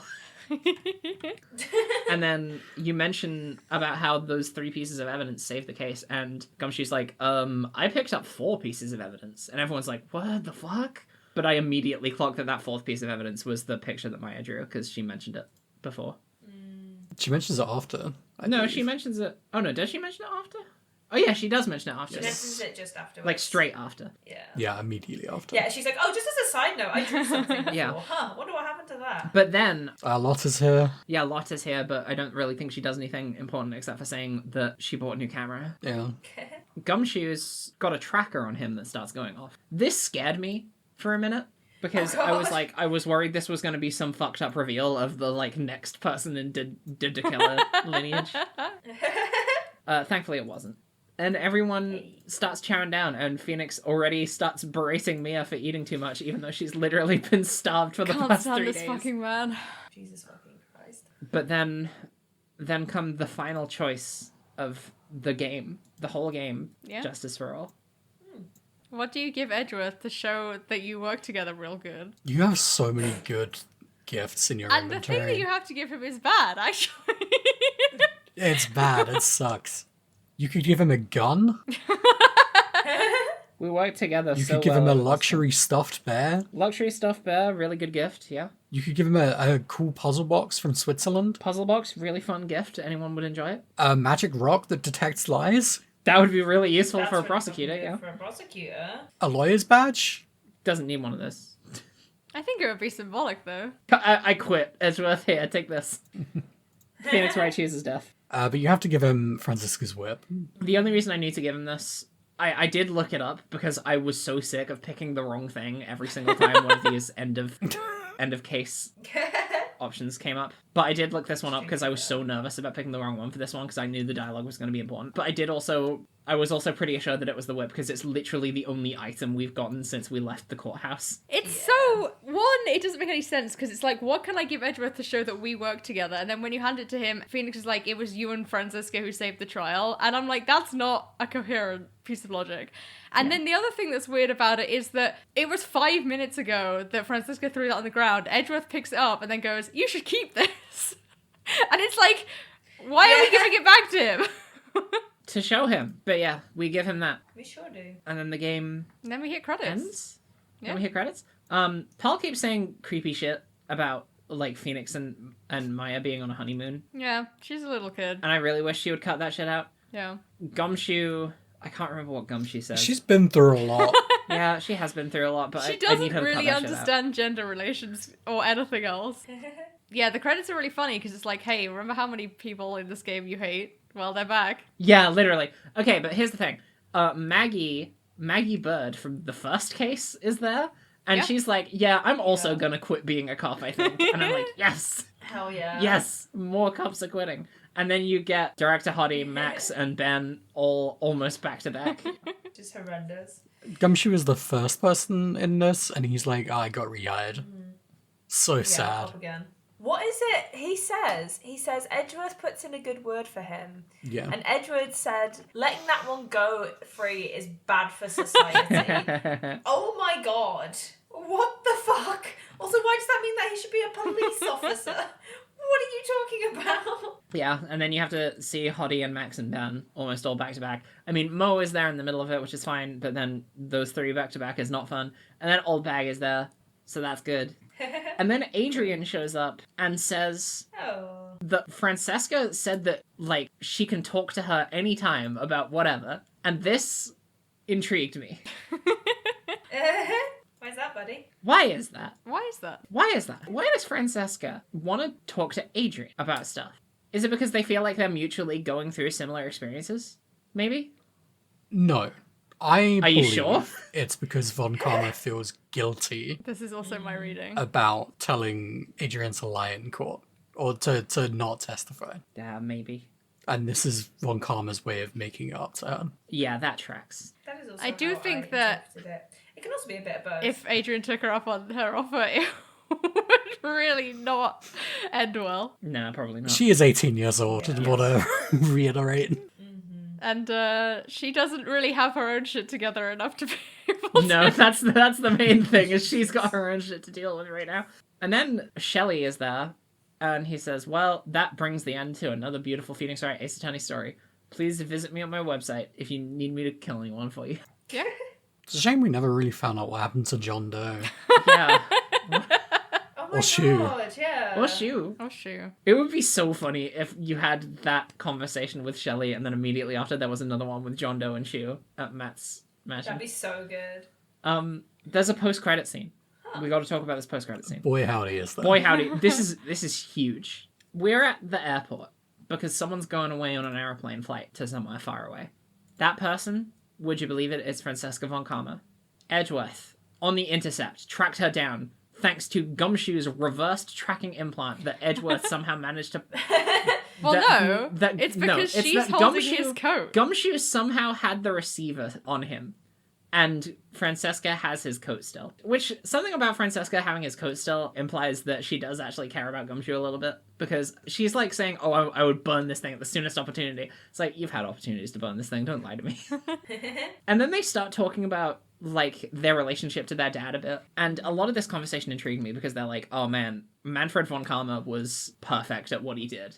And I was just like, guys, are you sure? Are you really sure? Are you sure that the last case that he was on, if you scrutinize that even a little, are you sure he was perfect at what he did? Because I'm pretty sure he lied, cheated, stealed, and shot a guy. Well, only Franziska says that. Yeah, but Edgeworth agrees with her, doesn't he? I'm pretty sure he does. He's like, it's true that Manfred von Karma was perfect at what he did, or something like that. She says, my father was a genius, there's no doubt about that. And Edgeworth says nothing in response to that. He then says, you may not be a genius like your father. Yeah. I mean, he was... he was evil, don't get me wrong. But there's evil geniuses. That is true, I guess. But yeah, it becomes this whole examination into Francesca still desperate to pursue that perfection, that perfect streak, and that she just hasn't been able to maintain it, and she feels like everything in her life has just been about maintaining that image. That facade, you could say. You could say. Oh. You could say that. And when that finally crumbles, she does something that I never expected her to do, and she starts crying. I really hated the scene, like, at least the last 2 times that I played. I think I came around on it this time. I like it. I like it. The one thing that I like it too. know is that they made a sprite of Franziska crying, and then they were like, ah, fuck, we never got to use this in the game, and that's why they did this whole thing. that and I sucks feel a like, bit. yeah, I feel like knowing that has, like, soured me on it. Right. But the scene itself, I came around on it. I think that her being like, no, I'm still exactly the same as where I started, except everything is worse for me because I don't have my perfect win record. It's fun. And she says something which directly contradicts that conversation that I talked about so much in Turnabout Victor, where she says, I'm here to get revenge on Phoenix for breaking Edgeworth's perfect win record, and that will make Edgeworth come back so that I know he's not dead. And in this one, she says, no, what I was getting revenge on was I was getting revenge on Phoenix for, you know, what happened with Manfred. And I think that is really, like... Wait, I don't think she does say that. She says something. She does say something. She says something She which is says- directly contradictory. She wanted to get revenge on Edgeworth by defeating Phoenix. Right. Because Right, Edgeworth right, has right. always walked ahead of her. Yes, sorry. That is true. That is very important. But it's still contradictory to wanting revenge on Phoenix. Although I guess it's like, it's not contradictory. She can do both at once.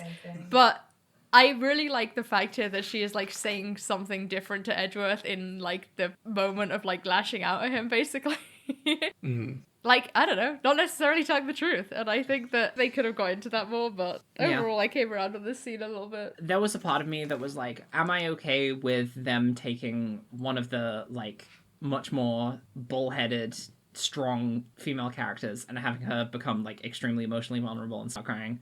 And I think kind of yeah, because fundamentally it still follows through on a lot of the themes that this game has been trying to present, to do with just breaking down like pride and ego and get to the core of the person that you want to be underneath. And I especially think that an important part of this conversation is the way that Edgeworth sort of compares Francesca and Adrian to one another. And Adrian, like, we all agree that Adrian was not written well. but it still leaves those comparisons on the table. And it kind of fascinates me because it sort of leads to this perspective where you can see that Francesca sees the part of Adrian that is strong and like has it together and was like, that is the kind of person that I am trying to be. And then sees that Adrian, like, sees the idea that Adrian is just doing all this as a front and is also being like, shit, that's the kind of person I am. And it just, like, intrigues me so much as to, like, what, like, if you put those two people in a room together, what would their, like, actual relationship be like when those walls are down? Because Francesca is fallible and is also, like, pretty much a child. And her, like, the way that she interacts with the world is so video gamey almost, because she's constantly talking about being perfect and being the best, that when she realizes that that's not something she can do forever and does start getting emotional about it, it's like, yes, like, this is the kind of you need to be sometimes. It's okay to be like that. And I like that even with those walls down, she was still like, I am going to kill Phoenix Wright, and I'm going to become a better lawyer than my brother, and I'm going to go away, and when I'm back and when you see me again, you better fucking fear me, I swear to God. I think that's what I came around on the crying animation a little bit, is that she's not crying like my win record is ruined, full stop. It's my win record is ruined and I still have like the exact same weight on me. Yeah. And I'm like, not gonna like... I am still I'm my not father's gonna daughter. stop. Like, I'm exactly the same, yeah. That's such a big thing for her, is like, it's not really something that's talked about explicitly, but the fact that Edgeworth and Francesca aren't really, you know, actually brother and sister. Edgeworth was just mentored by Manfred, but Francesca is literally his daughter and has so much more expectations on her shoulders because of that. And I think she feels that way, subtext, but I don't think that's necessarily true. It's subtext, but I feel like she feels like the inheritor of his legacy more than Edgeworth does. Yeah, I agree with you, but I think that the fact that she feels that is part of the problem that she has. No, it literally is, yeah. It literally is. I think there's something that's really interesting in all of the Francisco and Edgeworth stuff in this game, is that it's not really clear how Francisca feels about her father. She says he's a genius, but she doesn't really make any indication of whether or not she actually liked him. I don't think it's the kind of relationship where they would talk about each other in likes and dislikes. But she's very clear about not liking Edgeworth. Well, they have a different relationship. You can hate your brother, but you can't necessarily hate your massively overbearing father, you know? Yeah. But you can't necessarily like him either. It's not really, it's not the same. Well, I'm interested to see if that gets explored further on. It's a relationship of, like, I don't really know how to describe it, but it's a relationship of having expectations put on you and then like being those expectations, and like, yes, how do you like or dislike somebody who has like put that whole structure on you? Like, it's here's outside what of it is. personal It's the feelings. relationship of being the tool that someone else is creating. Yeah. Francesca was, from conception, almost, a tool that was going to be used by Manfred to basically create the perfect prosecutor. And that is not a relationship that can afford something like likes and dislikes. Yeah. I do also think this is interesting from Edgeworth's perspective, because it's like, okay, I've gone through this thing, I've learned a lot about myself. There are two people in my life that I have to be the catalyst for this same transformation. Yeah. And I'm probably doing this person a kindness, even though it doesn't seem like it, by invoking that 6 years earlier than it was invoked for me. And I don't think it's going to work initially, but it's going to be something, it's going to be a seed that's been planted in Francesca's head that she is now going to ruminate on. Yeah. And I think there's a degree here to which you can read Edgeworth as like, we've joked about it, right? Like, oh, he's been to one therapy session. And I think that, like, he's not in a position where he can actually accurately help either Felix or absolutely Francisca. Not. Absolutely not. And that's very funny. Yeah. But the thing is, he wants to. And I think that's what matters. Oh, yeah, absolutely. Yeah. I think, honestly, just Edgeworth just being there before Francesca leaves is sort of should be indicative of a lot to her. Oh, yeah. Yeah, but I want to see more of these two. I really do too, yeah. And I know there's places where that can happen, Yeah. but I don't know whether or not it does happen. I really want Francesca to be back at some point. I honestly want Adrian to be back so she can be written better. I think it's better for everyone if she Yeah. never appears again. She just fascinates me to such a degree. I love her. She's great. Oh, Adrian. I really think there could have been so many moments where, like, Francesca would have looked at Adrian and been like, fuck, I want to be the person that she is presenting herself to be. Yeah, 100%. And I'm thinking about that so much. Like I could totally see Francesca as being the kind of person that would like have a like teenage crush on someone like Adrian until like the facade crumbles, and then she's like, oh shit, I need to examine some things about myself. I almost feel like you can read it as like, oh yeah, she had a teenage crush on Adrian, and then she found out that Adrian didn't have it all together, and that's why she lashed out at her so bad. Yeah, because then it's like her realizing that she's not perfect, and perfection means so much to her. Exactly. God. Anyway, one last thing happens before the game ends, and it's that Francesca has a little something that was in Gumshoe's coat pocket. Hey, was that extra piece of evidence? Extra piece of evidence. It's a little card. A little card from our good friend Shelley. Which means that he's planning on killing Francesca. It's the card that Maya used to open the door. Sorry, Maya used to open the door when she was kidnapped. And she doodled a little phoenix on it. It's very cute. Clearly, this is signifying that Phoenix will indeed be the heir to the Tequila Empire. Yes. Phoenix true. Tequila. Can't wait for that game to come out. Phoenix Tequila? Oh my fucking god. Oh, Right, that you head know count. that card is gonna go so hard. The Phoenix. And Francisca says, I'll give this back to you one day. One day, when we finally meet again in court. And I swear to God. Oh, does she say that? Yeah, she says that. When she's on the Yeah. plane, she's like, Phoenix, you're going to get this card back when we fight again to find out which one of us truly is the best. I swear I never to God, noticed that. I thought it was Sedgwick that if said she that for some doesn't reason. come back in any video game after this point, I'm going to be so fucking livid. That's game. That's game. Guys, we've been recording for almost 5 We've hours. been talking for 4 Well, hours let's get and the 40 ratings done minutes. before we hit that 5-hour mark, please. All right. Oh, Who wants to please. round it off? I think we all know what my rating is for this case. But I can't remember the exact wording, so bear with me for 1 second. Dismal. Hey, this was Smoking Six Fuck style. yeah. Fuck yeah. Exclamation mark, exclamation mark, exclamation mark. Fucking great case. Pacing, amazing. The stakes, amazing. Super fun. Shu was in it. Immediate time. Shoo. Aside from the previous complaints, I have no complaints. Life is good. This is a case to play when you're young because the reveals hit real hard, but it's definitely also a good case to replay. No problems with doing that at any time, really. You have to give a specific age, Jay. You can't just say when you're young. Well, because, okay, so I was going to say 12, which is the bottom of my rating scale, but Don't say bottom. then I was like, It makes well- it sound like the younger is worse. whatever. You can imagine some nuance. If it needs to be nuanced, it needs more numbers in it. And then I remembered that I didn't play this game until like 2 years after I played the first one, because that's how linear time works. So I don't know, it was probably around 14. I also think it was around 14 that I played it, which was a great time.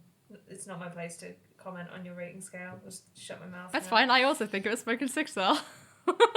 It was, yeah. Hera, Oh, yeah? I feel like you're gonna have not as a unanimously positive opinion about this case. What makes you think that? Because, like, I know you're not doing it on purpose, but sometimes I feel like you just like playing the contrarian. Wow. I loved this case. I loved everything about it. You She love says Director through Hottie.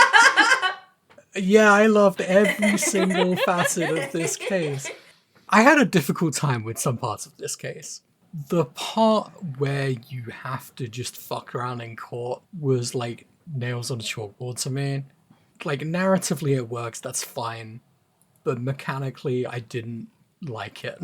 This doesn't change my rating, but I just wanted to bring it up. Oh, it's like your rating needs more nuance in it. Maybe add some numbers. Well, in does a there. number give nuance? Well, maybe some I more didn't colors. say it needed numbers. I said maybe your rating needs more nuance in it. Just throw No. some Have Have you I thought don't about think so. changing your rating so that you give it like a hex code color? Oh, Oh my fucking god. No, I haven't. Could you think But about that's it? No, because this is a personal feeling where I don't know what a color is. Okay. What about interesting. like a certain mark along the visible light spectrum on a Yeah. scale of 1 to 100? No, I don't A think that specific changes hertz anything. frequency. Yeah, that's good. I like hertz You've just frequency. invented a number scale again. I guess I did do that, yeah. Sorry, numbers are used for so much stuff. It doesn't matter, because at the end of the day, it just matters whether I liked it or not, right? Yes. And I did. Good. So it's a green. We love green. Nice. We love green. So Franz Ferdinand released a new album recently that I listened to. Oh. And it's got a song on there that I feel like is the perfect fit for this case. Because the song is all about how you can't have legitimate and healthy relationships without you basically breaking each other down into your core components and then building up your relationship together. You cannot wear masks. You cannot hide behind a facade. You have to let your truth be known. That song is Build It Up, and this case is about building it up. There is no hiding from the truth. It is a universal force that will always make itself known as long as you're in the courthouse. And if you want to be trusted, if you want to have the support of your compatriots in the court of law, you cannot hide behind anything. You have to let your true self be known. I like this case a lot. Aside from the minor problems I had with like the slight appearance from Dr. Hottie and Adrian's not so good writing, I had a really, really fun time with this one. It felt like it was trying to be a legitimate crime procedural, which was kind of just fun and kept me entertained throughout the whole process. I agree with Hera that some of the structure of the actual court cases was a bit wishy-washy, but I think overall just the pacing and the narrative really, really brought it home. And honestly, I'm thinking back on like the cases from the first game. I think this might be my favorite case so far. I think that's fair. Nice. I'd Yeah, I have- have another complaint. Oh my fucking god. This game is getting relegated down to a dark green. This murder mystery was not very compelling to me. I just liked it. It was fun. Sorry. I'm sorry. No, I mean, it has to take a back seat in favor of the narrative, right? But here's the thing, like, I wasn't really viewing this as a murder mystery. It was, like I said, I was viewing it as a crime procedural. No, I'm not. This is not a criticism of your rating. No, I'm This is just another saying, complaint that like, have. I don't think the mystery was the draw of this one. I don't think it was supposed to be a mystery. That's fine. It's just, you know, we have our own things that we care about. I'm here to solve cases, goddammit. I feel like the case was solved as soon as Pearl said that one sentence right at the beginning where she said, "Could you defend someone who's guilty?" Yeah. Yeah. Do you guys want to drag this out for another 17 minutes? Not really. No. Gonna be Really? honest with you. Not at all. I mean, we wasted a lot of time at the start Yeah, and we had a people break in the don't middle, need so this is not a to- 5-hour podcast. I want the internet to know that we started recording this at around like 10 past 7 and it is now gone midnight. Good night. Video games. Yeah, bye-bye. We'll see you all in Ace Attorney. The next one, I don't know what... Jay, what's it called? Trials and tribulations. Trials and Oh, Tribulations. do we have any predictions? Oh, fuck. No, it's a whole new video game. It's gonna have the You cyborg do have guy. a prediction. Yeah, there you go. Yeah, it's gonna have the cyborg guy in it. The overarching theme is it's gonna be about, lasers. Hmm. No, it's gonna be about, like, wait, hold on, I'm actually cooking. Hold on a second. Trials and Tribulations is going to be a video game about how other parts of the... wait, hold on, I'm cooking. It's going to be about the intersection between other aspects of society with the court. So there's going to be involvements from different institutions that can make people cause to do crime in them. It's not going to be so direct as to just be about a guy murdering another guy. I want it to be something more complex than that. That is my thought. I just want it to be something more complex than a person murders another person. Well, here's something that just occurred to me. That cyborg guy sure is wearing a mask. It can't be masks again! This whole game was masks! Well, you know how I also talked about how Ace Attorney 2 is a subversion of Ace Attorney 1 and the power dynamics? Maybe Ace Attorney 3 is a subversion of the mask thing where everyone is so trustworthy. Everyone is so trustworthy in the mask. It's a subversion of the mask thing by doing the power dynamics thing again. That's honestly Beautiful. more likely. I love ricocheting wildly between two themes. Actually, off Hera's point, the idea of this game being on power dynamics that are so off the scale because other people have cybernetic enhancements actually tracks. It's like, yeah, no, actually, that's so real. I want this to be a subversion of this game where the enemy has something with the power of a Magatama. Oh, yeah. Yeah. You've got to Turn-based defend your combat, own let's fucking Cyclops. go. Oh, God. What, like, insane mechanical thing are they going to introduce in the next game? I can't wait. That's the bit I'm most excited for. This is the first DS one, right, Jay? I don't think it is. I do think I said that at one point, and I think I was No. lying. I want it to be something that allows you to draw conclusions believed you while you're doing your wholeheartedly. investigation. Well, that was your mistake. Welcome to Ace 32. Here's my predictions. I think there are two pretty major loose threads after the end of this game. Those being Morgan Fay and Shelly DeKiller. Yep. We've got a team up coming. Oh yeah. Oh. What, they're gonna work together? Yeah. Oh my god. And there's another Well, loose Morgan thread. worked with somebody last Spirit time. medium. I don't know if they're gonna work together, but I do know that we've only got 5 cases in the next game, and we've got to round out the trilogy. So if they're coming back, they gotta figure something out. Getting to the first case of a new game is like the best. It's like putting on a new pair of pants. It's great. Yeah, and the pants has extensive instructions on how to wear them. Yes. Yeah, Hera hates doing this, actually. I'm dreading this next case. I love it. It's like a cooldown. It's like a reset. The only thing that's gonna get me through it is seeing Winston Payne in clown makeup. No. This time I want him. I think I said this before. I want him to have cybernetic enhancements too. I want him to get stronger and more formidable with every game. What you want? You want Cybercore to exist? Yeah. The judge is gonna turn up, and he's gonna be like a head in like a glass tank in like a cybernetic huge mech frame. I'm okay with it. In like what are the like? I want it the to War be Knights. Mr. House from Fallout New Vegas. Yeah, I would love to have as many prosecutors as possible in this game, but I don't. Edgeworth is gonna be there. Cyborg is gonna be there. Is Francisca gonna be there? I hope Is so. Winston actually gonna be there? I think Winston has to be there. Much to think about. Much to think about. I'm really curious to see how they round this one out. Looking forward to it. Jay, Devin, do you have any predictions? I will say this is the one of the trilogy I've played the least, so I'm gonna have forgotten a lot of stuff. This Which might is be the fun one of the and trilogy that exciting. I played the most. Ooh. The Amazing. knowledge banks. Okay, good night, everyone. Yeah, I definitely don't have the transcript for this one. Rose already left. I've not already left. I'm still Good recording. for her. We should go to Good sleep. night. We're all going to sleep now. We'll see you Yeah. all in the next video Alright, game. everyone, Remember our usual we've sign got our off. nightcaps on. We've got our candles lit. We're in our gowns. We're all getting into like one big overly sized cartoon bed together.